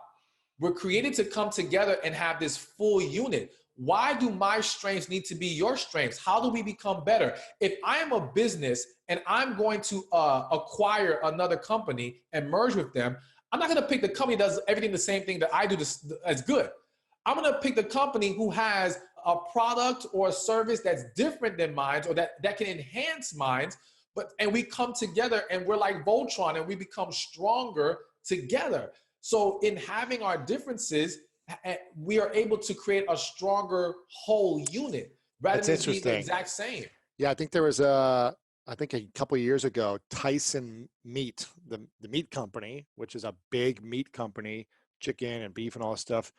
I think they acquired like a couple $100 million worth of Beyond Meat, which is a vegan option. So it's like they are all meat consumption, and they were like, oh, but this is something we don't have, and it's growing in this space. Let's get on board and let's balance out in some ways. Exactly. So I see that as an interesting approach in relationships and an interesting dynamic. I'm curious about sex on the first date and on the first night. We got this incredible explosion of chemistry. Like, we've known each other for years. I can't believe we didn't connect sooner. Is sex on the first day of meeting something that can turn into a successful long-term relationship? Or have you just seen from your research and your experiences with the people you've coached that that's a recipe for disaster? It can definitely turn into a long-term relationship, marriage, successful relationship. I just think that we have to be careful with that mindset. So I remember one time, I think it was an article I wrote, and somebody commented and they said, you know, I've heard of plenty guys, and not to make this only about how guys perceive it, but they had said, I've seen plenty guys not want to move forward with a woman who they had sex with on the first date. I've never seen a guy say, I can't make her my wife because she didn't have sex with me on the first date. You see what I'm saying? So it's like one approach is still safe. It doesn't hurt you. It doesn't hurt you to wait. You're not going to lose anything by being patient before jumping into bed. If anything, you're going to increase your chances of making sure you know what you're getting yourself into. You're confirming there is a connection there. We're on the same page, so on and so forth. But if you move too fast, and God forbid you're wrong, that you perceive this incorrectly, now you have possibly set yourself up for other issues. So again, can it happen? Yes. Especially if two people have a genuine connection. I do not believe that sex on the first date will derail them. Right. However, why not take the better, more likely approach for success, or to be safe? Better to be safe than sorry, and just wait. There's no need to rush for it. Yeah, I like that response where you said you've never, what was it? You've never met a... Yeah, like I won't make her my wife because she didn't have sex with me on the first date. But you've heard plenty of guys say, I don't take her serious because she had sex with me on the first date. Yeah, man. It's interesting because when I met my girlfriend, Jeanette, we met online and we started talking, you know, just via messaging. And then a few weeks later, it turned into a FaceTime. And then it was a FaceTime every day for a few minutes. Then it was FaceTime every day for longer, hours, 2 hours, 3 hours. And then we met about a month after we started connecting. I went into the meeting of like, I'm just going to go and be open to possibilities. Like, who knows what this person's going to be like in person? I don't know. We've had an amazing connection on the phone where it seems like hours were minutes, that type of whole thing. You lose track of time. You can relate in certain ways with each other. And we're both inspired by one another. And then we literally meet, and within minutes, we're kissing, meeting the first time, we're kissing. But I also went into it with like, I'm not going to try anything sexual. Like, if nothing happens, I'm okay, seeing each other for this weekend. And, I just want to go and connect. And I have zero intentions of trying anything further. I went into without that mindset. I was like, if I come home from this and we don't even kiss, like, okay, it was an experiment. We're magnets to each other. We start kissing within a few minutes. I kiss her, and she was kind of thrown back, but liked it. And it was like, she didn't want to stop. And within minutes, I kid you not, within 5 minutes, she looks at me, she stops, she looks at me, and she goes, "You're mine forever." And I was like, you are a bold woman. I was like, I just got off a plane to see her. And I go, "Wow, you're pretty forward." And she goes, "Do you want to go back in the plane?" I was like, "No," but I've never heard a woman say this within 5 minutes. Now, granted, we were talking for a month on the phone, but I've never heard a woman say this within 5 minutes. And if they would, I'd usually run like crazy and think she was crazy. But she was like, "I don't know. I'm sorry. I just feel like my heart says this, and I feel like I just want to say it." And so I really respected her level of courage and vulnerability and honesty as well, where usually girls won't say that type of thing. And I was like, wow, this girl's got a lot of courage, and she says what she feels. And it was just like, man, the chemistry was the connection was so strong all weekend and for the last, over a year now, that it didn't make logical sense. It made emotional sense. Exactly. And I think I just kept going with it. And I was like, wow, okay, let's see where this goes. We'll take it day by day. But it's just like, it kept growing. And I think you should have some type of feeling of like instant connection, because all the women I've dated in the past, I would say I've had instant connection with most of them, like with all of them, but it wasn't this type of connection. Like you said at the beginning, it's like something was different. I had maybe more like sexual attraction. Yes. But then I was like, we're not connecting and vibing in the same way that I would love, but the sexual attraction is great. And they got this and this. So it's like, I'm justifying, as opposed to this is what I want. And this is what it's like. It's not even an option. This is what my heart is telling me I need to do. Yes. And I think if your heart is not saying, yeah, like pulling you to something, then it's probably a sign that may not be the right fit for you right now. Absolutely. Now, do men and women approach early sex differently in your opinion? Beyond the first date, beyond the one night stand type of thing, do men and women approach it differently in the first months? Yeah, I believe so. I think it's more likely to find a man who is ready to go, you know what I'm saying, and has no issues about when the sex occurs within that first month. All right. Whereas there are going to be a lot more women who are concerned and genuinely are not comfortable yet. The problem also is that just because sex occurs doesn't mean the woman was comfortable. All right. A lot of women allow themselves to get intimate, but they weren't truly at peace with making that or allowing that to happen. And so there's a lot more that goes on her end regarding sex than it goes on his end. And I also believe that women are much more in their head about the situation than the man is. The man is analyzing it. They're analyzing, oh, well, if I don't do this, he's not going to like me, and blah, blah, blah. Exactly. Whereas I think the man's just excited. He's enjoying the moment. He's just getting it in. But she's thinking, yeah, is this too soon? Is he going to like this? What am I, whatever. She's just processing so much, which adds to her inability to even fully enjoy it a lot of times. But yeah, it's definitely different. We're not wired the same when it comes to sex. We're just not. And do you think rebound relationships can work? Let's say you're in a relationship for 6 months, a year, a few years, 10 years, and you stayed in that relationship too long. You stayed in it because it became hard to get out, or it was good on paper, whatever the reason is, you stayed it, you had kids, whatever the reason is. and then you get out, and within 6 months, you find someone and you're married 6 months later. Is that something that is possible to rebound into the next relationship, and that can be your connection, chemistry partner for long term? Or is that something, should people wait 2 to 4 years until they fully heal and all this time and energy to get into it? What do you think? It's absolutely possible. One, we have to understand that healing is less about time and it's more about the specific work you put in. If you go through the process and you do all the steps, then you can achieve healing in months. All right. People take years off and still never healed. So the time itself does nothing for you.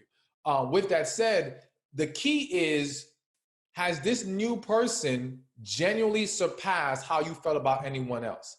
See, I have a golden rule that you do not get in a new relationship if they have not surpassed whoever you had the strongest feelings for. They've got to pass that bar. What does that mean? So does that mean like the connection is so much stronger, the way you view them is higher, they add more value to your life? Most importantly, it has to be the connection is stronger. That's most importantly. And so if you don't feel as strong as a connection, as strong as a desire, as strong as a draw to them as you did whatever previous person, then you should not enter in that relationship. Because if you do, you will automatically have a void, a gap. Because it's almost like you ate filet mignon and now you go have some Spam. There's a huge gap there, all right? You might be able to survive eating the Spam, all right, because it satisfies your hunger, but you know how much better meat can taste because you had the filet mignon. Yeah, you're not fully nourished. Exactly, and you'll never be fully satisfied because you had that better thing. So it's the same thing with relationships. If you've already experienced this higher level of connection, to go for anything beneath that, you will never be fulfilled and completely happy with it. You might survive for the first couple of years, but at some point the smoke's gonna clear and you're gonna be like, man, what am I doing here?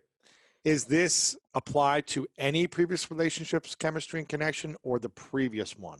I say any. They've got to surpass whoever held the highest position in your heart. Because I strongly believe that the majority of people are not married to the person they have the strongest feelings for. Really? Right?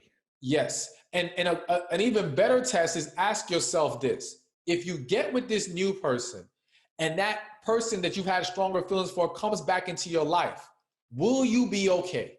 A lot of people, if that person came back and was like, I love you, I made some mistakes, I want you back, it's not that they will automatically leave their new relationship, but they will be torn and conflicted. It will impact them. When you are really with the right person, that wouldn't faze you anymore. You'd be like, please get out of here. I'm good. I'm doing amazing. I'm with the person I know is the one for me. But when they are the person you have the strongest feelings for and they come back, you're going to be rattled. So I'm hearing you say that it's not as much the time in between relationships. It's the work, the process of acknowledgement, healing, letting go, where you could meet someone within a couple of weeks, depending on like if you were already unwinding in the previous relationship for a year or two, you could find someone and be like, this connection is just, you can't get us apart. And you could jump right in. Yes, absolutely.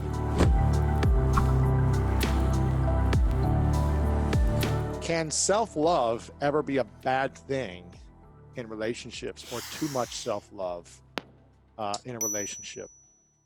I don't think self-love in its true form can ever be a bad thing. It's just that some people hide their arrogance and being self-absorbed with the label of self-love. What's the difference between self-love and self-absorption? All right, self-absorption is flat out being selfish. It's flat out, who cares about how anyone else feels? It's all about you. All right, there's no consideration of other individuals, and you have no compromise in self-absorption. Self-absorption is, it's my way or the highway. There's nothing else. There's no other way around that. Self-love is simply the act of, again, pouring positive energy into you, being patient with yourself, giving yourself what you need. It's a lot of self-care, but it doesn't have the inability to be compromising. It doesn't have the inability to consider other people's feelings. It's almost like, okay, I'm gonna make sure I have what I need to eat, but I can give you some food if you're hurting. You know what I'm saying? Well, self-absorbed is forget you. This is all mine. Don't come near me. I got nothing for you. You know what I'm saying? It's very different. So to me, self-love, because love is pure. Love is a beautiful thing. And there's no way real love, whether it be of self or of others, can ever be bad.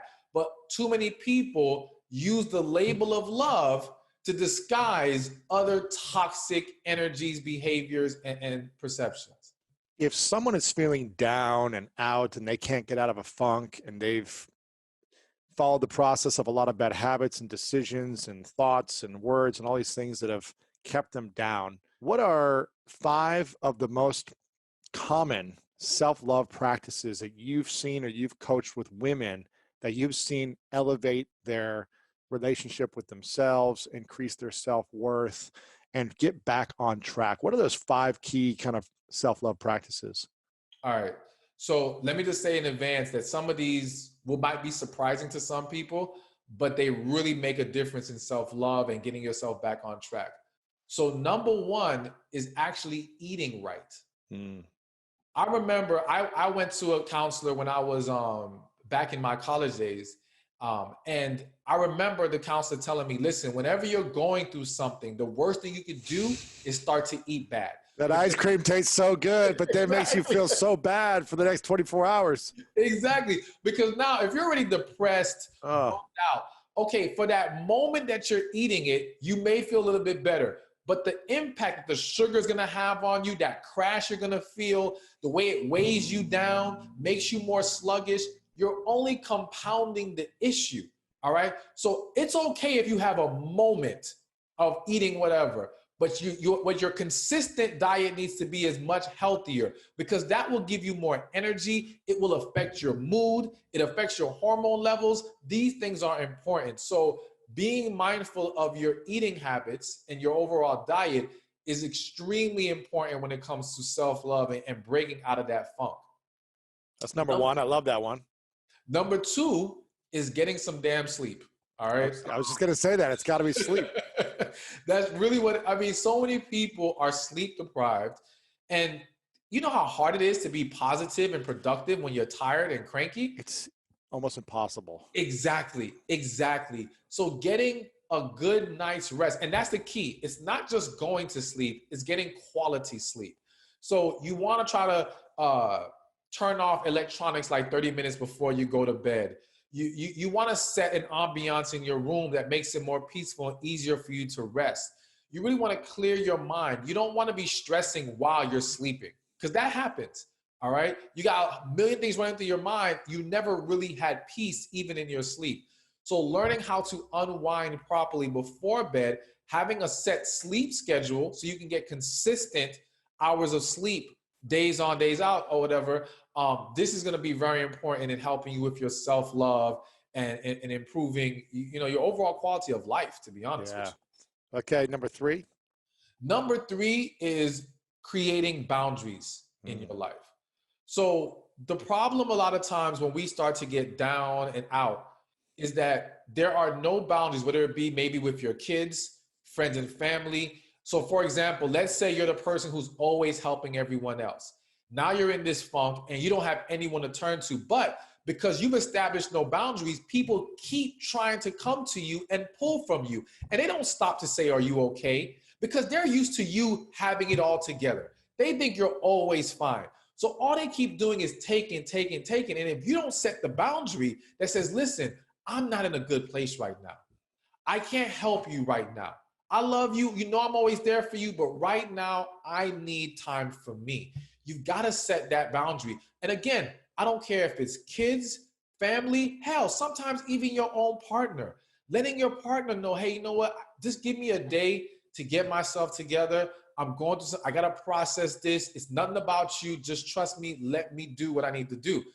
Sometimes we need that. So setting boundaries, being able to say no to people, that's huge in self-love. And again, don't confuse that with what I said earlier about being self-absorbed and selfish. When it's for self-preservation in the sense that you're drained and burnt out, it is necessary at that point. It's a must. Yeah, exactly. It's nothing selfish about it in that sense. You need it so you can recharge your batteries, and then you can come back better than ever, and you can help whoever you want to help. Absolutely. Okay. So so far, these three things are not the typical things that you'd hear women talk about self-love, which is get a massage, get your nails done, go have some wine. So I'm hearing some contradictions, which are inspiring for me, because I think these are the healthy ways to create self-love. What's number 4 and 5? So number 4 is, I think, basically doing things you enjoy. So now this is where we can get into the massages and things of that nature. I do think there is a place for that in self-love and self-care, because again, you got to put a smile on your face. Yeah. You got to create happiness within you. So whether that's, again, going out to the park, going to a festival, whatever, I always suggest, again, you want to add structure to your life to where you make sure you're always making this a priority. So whether it's once a week, maybe once a month, whatever, there has to be, I'm going to do something for me. All right. Whatever that is. Even, and I will share this, even for myself, I've had the hardest time doing something for me, like buying myself a gift, or what do I like? And so like, I'm going to make a budget, and there's going to be money set aside for play money. This is for me. That's it. Whatever you want to do. Bills, exactly. Yeah. Don't worry about investments. Don't worry about bills. This is just for me. Burn through it all. Burn through your money. You know? But it brings you enjoyment. It brings you fun. It brings you play. Those things. And it takes pressure off of you. We're so bombarded by bills, responsibility. I got to do this. I got to be wise with this. Yo, be free. Just create. Again, and if you don't have the budget for that, create time for it. Yeah. But you need that time or budget or whatever where you can just be free and live your life. I love that. Put a smile on your face. I love that. And what would you say is the 5th thing that we can do to increase our self-love? So for me, it's going to be about prayer and meditation. I feel like we overlook how much we are bombarded by in life. And even something as simple as a morning routine, which would be perfect time to do prayer and meditation, would make a huge difference. Like I've noticed, and I remember even Jim Quick, who you've had on your show before, he mentioned about like when you wake up, don't jump straight to the phone. Don't go straight to electronics. Take time in the morning to clear your mind, relax. So this is a great time to meditate, pray, stretch, all right? This can set the tone for the rest of your day. And again, it will help you elevate the energy in your body. It will help you be more positive. It will help you be more calm. It will eliminate all the brain fog you can experience when the minute you jump up, you got to go take care of kids, or you got to run to the computer, or you got to run to your phone. Stop all that. And if it requires waking up a little bit earlier so you can have 30 minutes of peaceful time, prayer, meditation to yourself in the morning, then do that. It is absolutely worth it. And go to bed a little earlier too. If you need to get more, you want to make sure you get the right amount of sleep. Don't sacrifice sleep to do that. Just go to bed a little earlier. Exactly. Sacrifice that reality TV show. I know. Sacrifice unnecessary conversations. Sacrifice browsing through comment sections on social media that aren't doing you any favors. Let that go. Preserve yourself. Go to sleep. Get your rest. Pray, meditate. All that good stuff. I love that, man. Is there a different way to love yourself versus loving your partner or loving others? No, I think it's all the same. Because again, the foundational principles of love, being patient, kind, loving, compassionate, all these different things, you need to give that to you just as you need to give that to your partner. Just as I want you to tap into your partner's needs, I want you to tap into your needs. You see, it's all the same. It makes no difference because love is love. It is consistent all the way around. So there is no difference in my eyes. When will you know if the relationship is over?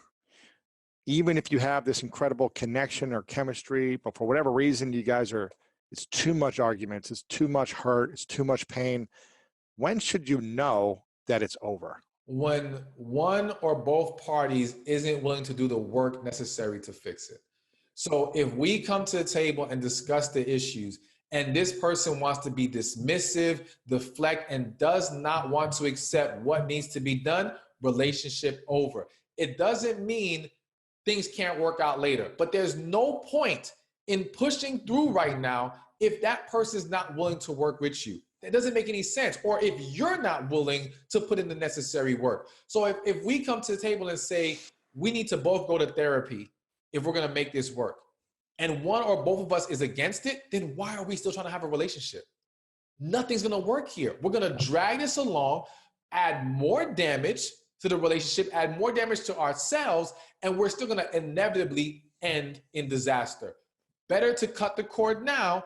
And if anyone ever has a revelation to where now they realize I'm ready to put in the work, we can have a discussion at that time. Wow. What's the greatest skill an individual can develop before getting into a relationship? And what's the greatest skill they could develop during a relationship to ensure they have a thriving, happy, healthy relationship? Effective communication. And I stress the word effective because people think, well, I talked to them. No, you screamed, you lashed out, you insulted them, you attacked. That's not effective communication. And effective communication is not just expressing yourself, it's learning how to listen, learning how to process and receive what they're saying, learning how to put yourself in their shoes. Too many times we reject what our partner says because we only want to look at it from our angle. We have to put ourselves in their shoes for a moment and feel what they're feeling. I got a real question for you. Okay. What if their shoes are wrong? Well, listen, even if their shoes are wrong, we have to understand why they chose those shoes. Well, like, how did we get here? Why are you seeing it this way? Yeah. So sometimes wrong is just a matter of perception. All right. So for example, and I mentioned this on the last episode we had, where there was the guy, he had a girlfriend. They went to his parents' house for a weekend, and he didn't have any towels laid out for her when it was time to go to bed. And she blew up on him because she said, you're never considerate of me. You never think of me. And he's like, damn, it's just a towel. But what's the problem? Okay. Right. Now, in that moment, to him, she's being wrong. But she's wrong to him because your perception is it's about the towel. It's not about the towel. Listen to what she said. You never consider me. So now, why do you feel like I never consider you? Now we can dig deeper into finding out. Now she may say, because when this happened, you did this. When this happened, you did that. And you might say, oh, now I see why she feels that way. Because we got away from the surface of the towel and we got into the deeper reasoning why she's in those shoes. All right. So that's what we have to do. It still takes effective, loving communication from the woman to bring it up and not attack as well. Yes, and that's why I said that's the key. We have to learn how to express ourselves in a calm, loving manner. The minute you attack someone, they will defend themselves. And their ability to receive what you're saying or how you're feeling is completely diminished because now they're in defense mode. And now their brain is scattered thinking about how to get you off their back, so to speak. So if you come at them the right way, you speak calmly, lovingly. And again, even in you expressing your frustration, you have to put yourself in that other person's shoes as to why they're not seeing what you're saying right now. Because now when you understand they don't get it because of X, Y, Z, I can adjust the way I'm delivering this message, or I can give you an example that helps you understand it. Like me as a speaker, I believe one of the reasons why I'm successful is because I'm able to give analogies and examples that can connect with that person who may not understand this if I just spoke it in psychological terms or whatever the case may be. And so you have to learn how to bring the conversation to them, not just expecting them to take it as you want to give it. Yeah, and also think to yourself, would you like it if my partner was doing this to me, just coming at me for something that may seem small to them or seem small to me, but it's really about a bigger problem.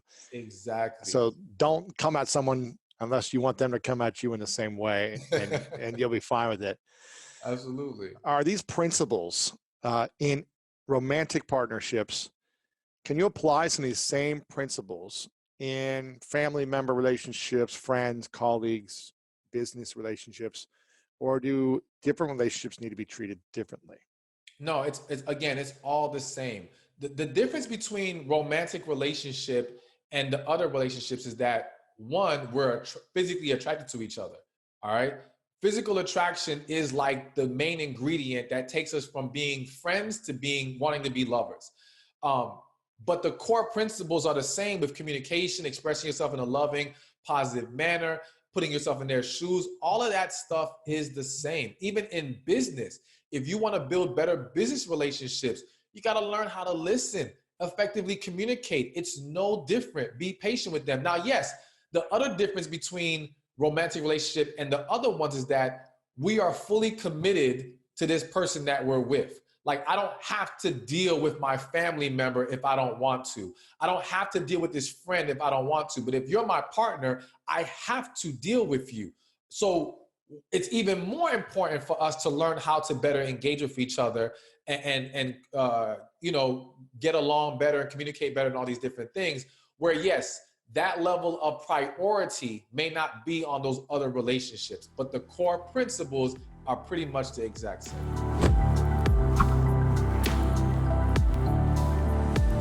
You speak to men and women, young and old, but I feel like the essence is around women as well. Like, a lot of your messages helping women understand how to find the right life partner, how to find, how to get married, how to know what's right for you. And you talk a lot about healing.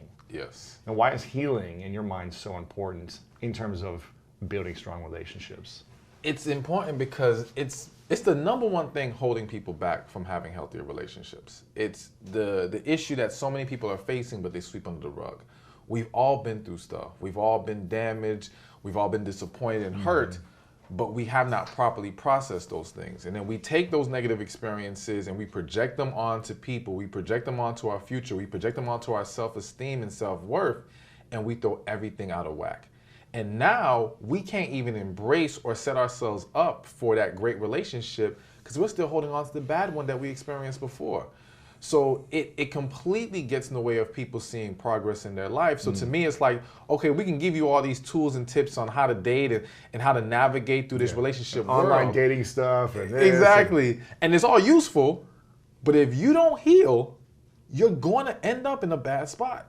There's no way around that. It's inevitable. And people who think they can ignore a lack of healing and still have a great relationship are being naive. Yeah, it sounds like if you don't heal, you're going to keep hurting yourself and hurting the person you're in a relationship with. Yes, and or hurting people that you could have been in a relationship with. Because so many people have run away or pushed away that real love because it was scary. It made them feel too vulnerable. And again, that stems from you've been hurt. And so you don't want to go back to that hurt again. So when somebody you feel deeply for pulls out all this love and this vulnerability out of you, it's like, whoa, whoa, whoa, Yeah. this is too much. That's interesting. You know, many years ago, I was dating someone, and it was like, you know, we were very connected very quickly. I felt like, wow, there's something different about this person.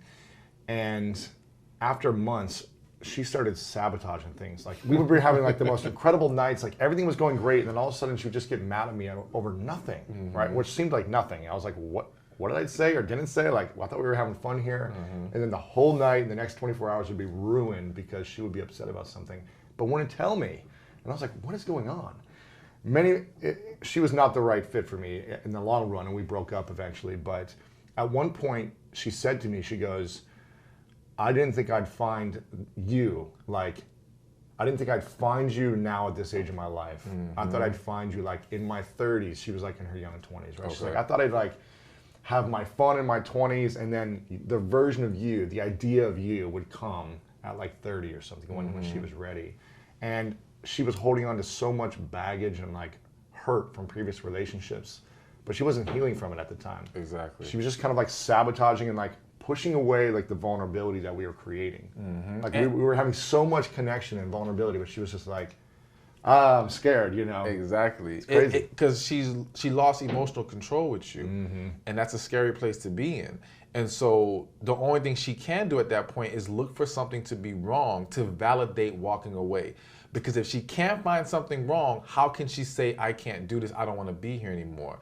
So now it starts to nitpick, create issues. God. But it all stems from, yes, she has not healed. And I would argue that the vast majority of people are married to someone they don't even have the deepest feelings for. Really? Yes. What's the percentage you think in your mind?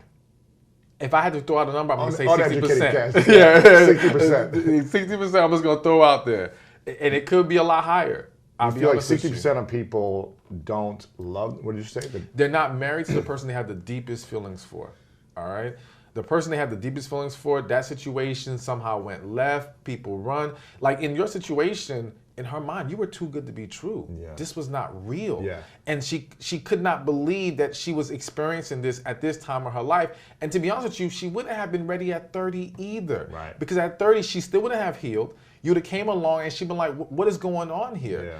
And so it's a very common thing. Really? It happens a lot more than people think. Like I'm willing to bet there are men who are going to hear this and they're going to say, oh my gosh, that happened to me. Wow. All right. And people don't hear about it as much because now when that woman tells her story to someone else, she doesn't say, oh, he was too good, I was scared, I ran away. He did this and he had this fault and I had this red flag and yes. all these challenges Yes. came up and he looked at me, I don't know, something, Exactly, because again, she has to validate her decision and she has to make herself feel more comfortable about the fact that she ran away from you. Wow. But I'm gonna tell you right now, it's gonna hit her. It's gonna hit her hard one day. And don't be surprised if one day, I mean, I don't know if she's it's already happened but many times. It's It's happened many times, don't worry. No, we weren't the right fit. It was, it's all good. Okay. And I wish her the best. But yeah, she's tried to come back many times. Yeah, and they always. It's all good. Who do you think runs away more from vulnerability in a relationship that has the potential to be great, men or women? People are gonna be shocked, but women, hands down. Why is that? Okay, one, I think that because women are more emotionally in tune and they give more emotionally, so become a lot more emotionally invested in situations, it's quicker for themselves to feel like they're losing themselves when they feel this amazing connection with somebody. Because again, it pulls you into an area that you're not used to being in. They lose control. Yes, because it's like, if you're with a guy that you really like, all right, and you're really into him, but he doesn't call you today, it'll bother you. But it's not gonna drive you crazy like the guy who you're madly into, all right? When he doesn't call you, you might be thinking, oh my gosh, what is he doing? What's happening? Am I good enough? Women will start to question and analyze everything. That will drive them insane. Also, the reality is that women are hearing so much from other women or from what they've only experienced, good men don't exist. There are no good men here. This is a fairy tale to believe you can meet this guy who's so great and so amazing. So when they meet that guy, it's something has to be wrong. This is too good to be true. Exactly. I cannot believe this is what it is. Let me check his background record. He went to jail. He must have secret kids somewhere. Exactly. Something is going on. On the flip side, when men come across that situation, they think, oh my gosh, I've hit the jackpot. Like, I found a woman who separates herself from everyone else. They latch onto it. The problem though with men is we don't typically handle those situations well in regards to, one, how that woman is reacting. So if she's feeling insecure or she's feeling uneasy, we get frustrated because it's almost like, well, we had this amazing connection. I'm doing my best to love you. Why are you acting like this? So now we may react in a way that fuels her fear. That fear, yeah. Exactly, and creates more problems. So we do contribute to the issue, but we're not quicker to run away. We're quicker to latch on and say, oh my gosh, I want this. This is an opportunity I can't let pass me by. Wow. Where she's thinking, this is not a real. This can't be true. I'm fooling myself. Let me run now before I get hurt even worse later. Before I get too deep in and then it's hard for me to get out. Exactly. Wow, man. Yeah. Who messes up relationships more? If women tend to run away more, if a man knows how to manage the runningness away, who ends up messing up relationships more, men or women, in your experience?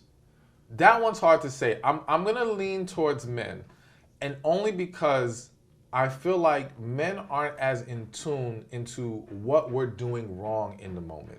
So for example, the other day I had a client came to me, his fiance broke up with him, all right? And he had said that back in earlier this year, they had this argument, and it was over the fact that there weren't towels prepared for her when they were staying at some family's house. Now, she's saying to him in this argument, you don't appreciate me, you don't make me a priority, essentially. And he's saying, why are we arguing about a towel? Right. And I had to explain to him, like, listen, it's not about the towel. Listen to her words. She said, you never appreciate me. Let's explore that. So I think that there's a disconnect a lot of times with guys not understanding what they're overlooking, what they're missing, not truly hearing what the woman is saying, because she's not always very clear and transparent about what's going on, which, yes, is an issue, which does contribute to the problems. But I do think that men, knowingly and unknowingly sometimes, make a lot of mistakes that cause damage to relationships. I don't want to necessarily put more blame on them, but I do think, general, you're saying, it happens more on that side. And when did you start to learn about relationships so well? Because right now you're not married, you're not in a relationship. So what gives you this experience of relationship expertise and understanding? So it's a combination of things. One, it was ever since I was a kid, people came to me and told me their life story. Really? Yes. I remember being 13. I met a woman for the first time at a party. At the party, she's telling me how she's been raped, how all these horrific things have happened to her that she's never told anyone else. And I could see this was a one-time thing, but this was a reoccurring theme. People, I remember at the bus stop one time, someone sitting next to me and then opening up. And I never understood why, but what that did was it allowed me to see into people's lives more than the average person does. Therefore, gain a better, more clear understanding of what's really going on. Right.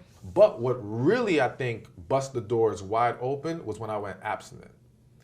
Because I feel like as men, when we still have sex on the brain and sex as the focus, we don't see straight, all right? And we don't process things properly. You were in a relationship at the time, you mean? Or? No, I was single, and I felt God was telling me I needed to step away from women and just be abstinent. And this also coincidentally was when the business really took another step and went to a higher level. And so it allowed me to refocus, but in not just refocusing purpose and business-wise, I was able to really see things for what they were. I was able to step away from situations and really evaluate, understand, because so much is happening and so much, it's not that we don't know, but sometimes we don't know how to articulate it. We don't know how to process and break it down. Now that I do believe is a natural gift that I've been given. I just know how to express things in a way that people can understand it. And I know how to process things and see beyond what you're showing me. Because a lot of people will act like, I'm happy, I'm good, nothing wrong with me, and I can see right through that. All right? So that combination of natural gift, letting God lead me as far as my purpose is concerned, but I do think that being abstinent and really taking my selfish desires out of it. Wow. When did this happen? How old were you? I was what, 27? You've been abstinent since 27? There's been some on and off. I haven't been perfect with it. Sure. But I did go a stretch of 5 years. Wow. And I really think that helped open my eyes to another level and really allow me to see things more clearly. And not just see things more clearly, but also fine-tune how I express things. Because I was the person when I was younger who was very blunt, very bold, just said how I felt, didn't care how you felt about it. And I learned, it's not what you say, it's how you say it. And learning how to convey the message in a way that people can actually receive it was something I had to work on as well, especially as I found myself in this position. I never knew I was going to be doing this. Wow. I never saw this as my future, but once I kind of got to that place of accepting it, I realized I had things I had to improve upon and make better so that I can truly help people the way they need to be helped. What's the greatest lesson you learned in a partnership or intimate relationship of yours that you've had? Don't internalize things personally. And what I mean is, a lot of times we react to what they're doing or how they're talking to us or their behavior towards us in that moment, not realizing it's deeper than us in that moment. It's not about us, it's about them. Exactly. And if we internalize it and we react to that, we will now make things worse. And we will pile on more negative energy into the situation, and it starts to make things harder to overcome, or it can just break apart the whole relationship. So learning to kind of take a step back and really, again, hearing them, not just listening to what they're saying, or not just hearing them, more so listening as far as, listen to the key words, listen to what's really going on with them. Take your own emotions out of it. Don't react emotionally to things. And I think that's a lesson for not just romantic relationships. That's for any relationship. Business, family, whatever. Don't be so quick to react emotionally. Allow yourself to process. I always tell people, you know how they say think before you speak, pray before you speak, pray before you react. Allow yourself to just calm your spirit, listen, process, then speak. Because too many times that emotional reaction, it's just adding more fire to the flame.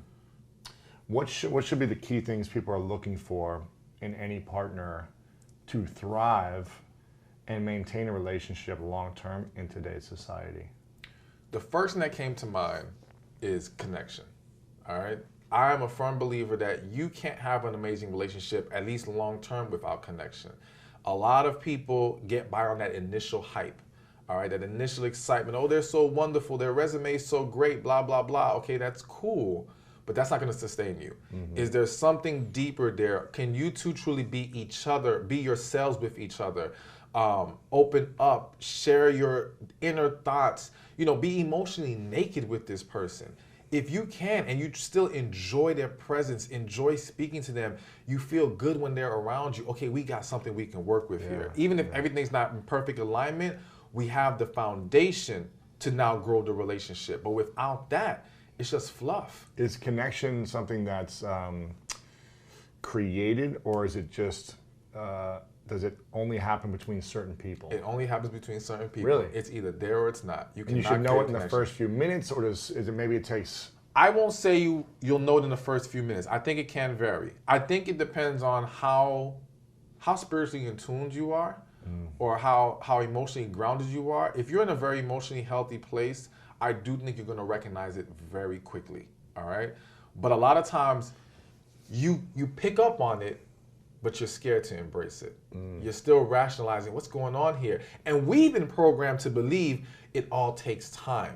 So when we see this experience where two people it's like this, they click, and they're feeling these intense feelings right away, everyone else is saying, slow down, this can't be real, or you're jumping the gun. In reality, no. Because in most situations, let's just say, if not in a few minutes, the first date, people know.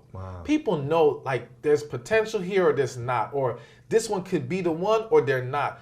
But we rationalize why we should entertain this and move further, give it a chance, waste our time, and then we find ourselves stuck in situations we don't belong in. And now we try to make it work because we've invested so much, and we don't want to now admit that we were wrong or we wasted our time, we're lonely. Various reasons cause us to hang on to situations we don't belong in. But we knew from the beginning. Like when I speak to people who are divorced and I ask them, when did you know? When did you know? Yeah. A lot of people like my wedding day, or like, it's exactly. Like, I knew when I was walking down the aisle. You're like, why did you get married? Exactly. I hate when people answer that way. I'm like, why would you get married? And even way before then. Forget, the marriage day might have been when reality truly hit, or they allowed themselves to see it. But then at that point, what are you going to do? Yeah, you got to follow through. Your family's there and you don't want to be embarrassed. Exactly. But again, the reality is that person saw it way before. But again, they rationalized past it then. And now they found themselves in this more difficult position, and they can't do anything about it. And then they get a divorce a year or two later. They 25 years later. I know, listen, I know one couple who were married for 25 years. After they got divorced, everyone was against it because on the outside looking in, they looked like this great couple, all right? But they were miserable, all right, behind closed doors. Well, the wife let me read a letter that the husband wrote her before they got married. No way. I read this letter, and the first thing I say is, why did you ever get married? It was clear as day in this letter that you guys should not have taken that step. What did it say generally? It was just in general calling out all these different issues and problems. It was a clear disconnect between the two. And once I started to learn the real story, you saw that they did not have that deep connection. They were two people who did not fit together. And what they lacked was the other thing I was going to bring up as far as what people need is balance, all right? I think too many times we're fixated on equality and not enough on balance. What's the difference? The difference is this. Equality is almost like, all right, LeBron and Dwayne Wade joined together. They both are alpha males of their team. They're both superstars. They both can shoot. There's some level of equality there. But you know what? They could not win a championship until one decided who's going to be the main person here. It wasn't about equality, it was about balance. It was about complementing each other, learning how to work together. D-Wade or the rest of the team being able to do the things that LeBron can't do everything on his team. He needs the right players around him. So it's the same thing in relationships. It's not about they have to be able to do everything we do. We got to be able to do everything they do. It's about, can we complement each other? Can we balance each other? Can I fit in, or can I have the strengths where you have the weaknesses? All right? And in a way that doesn't conflict. And I believe the conflict part is when you don't have a connection, they will conflict. When there is a connection, that's when you're going to find balance. Because now, when there's a connection, we embrace our differences. You can communicate better. You can say, this is what you're really good at. Why don't you do more of these things and let me do these things? Exactly. And we can find a way to make it a whole unit. Wow. That's how we create amazing relationships. Balance, to me, is the greatest key. Balance and connection, you have those two things, you win. Wow. You know? And if you look at most failed relationships, they lack those two things. Two things, connection and balance. There might be some forced connection, or they've lost the connection because it wasn't really they never had the connection. It was never true. It was like the hype of the connection. It exactly. Was like the sexual connection, or the resume of this person, or the idea of this person. Well, it was more so chemistry. Like, chemistry is not connection. All right? Chemistry can be created. All right? And again, so using the whole basketball analogy, a team comes together, you can build chemistry. We can learn how to work together. We can learn how to coexist, so to speak. But that doesn't mean we really like each other at its core, all right? Yeah. There's the difference. So you can have a team where the players learn to play together, but they still hate each other, all right? So they had chemistry. But no connection. But not connection. Exactly. When you have connection in a relationship, that is way more important than chemistry, because the connection will bring the chemistry. We don't got to worry about the chemistry part. When two people have a connection, they learn. It's exactly. Like, And it's a rare thing. Again, we don't experience that with everybody. It's something that happens.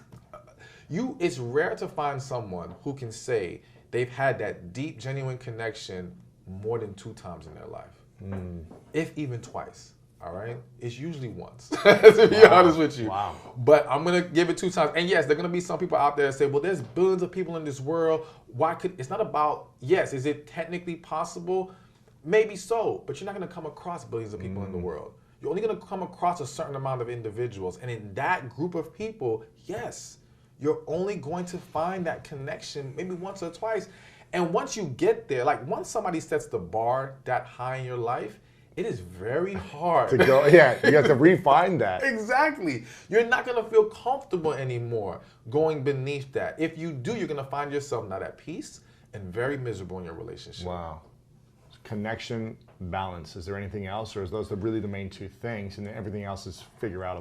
The last thing I'm going to throw in is attraction. And the reason I throw it in is because I feel like in this world, we try to shame people for putting a focus on attraction. And to me, it's not about looks. Looks is about specifically saying you have to look like this, you have to be this tall, you have to have this body shape. I'm not saying looks, I'm saying attraction. We have to be physically drawn to each other. That's the last ingredient that takes a relationship from platonic to romantic. And that's the ingredient that if you remove it, will make a romantic relationship. Friends. Exactly, Yeah. Friends, roommates. You got people living together. With no sexual chemistry. Exactly. Because why? The attraction is gone. But if you bring it back into that relationship, see how quickly things change. Wow. That is the ingredient. So we have to be willing to embrace the fact of, yes, attraction is necessary, one, when we first meet each other, and we need that to be more drawn to each other.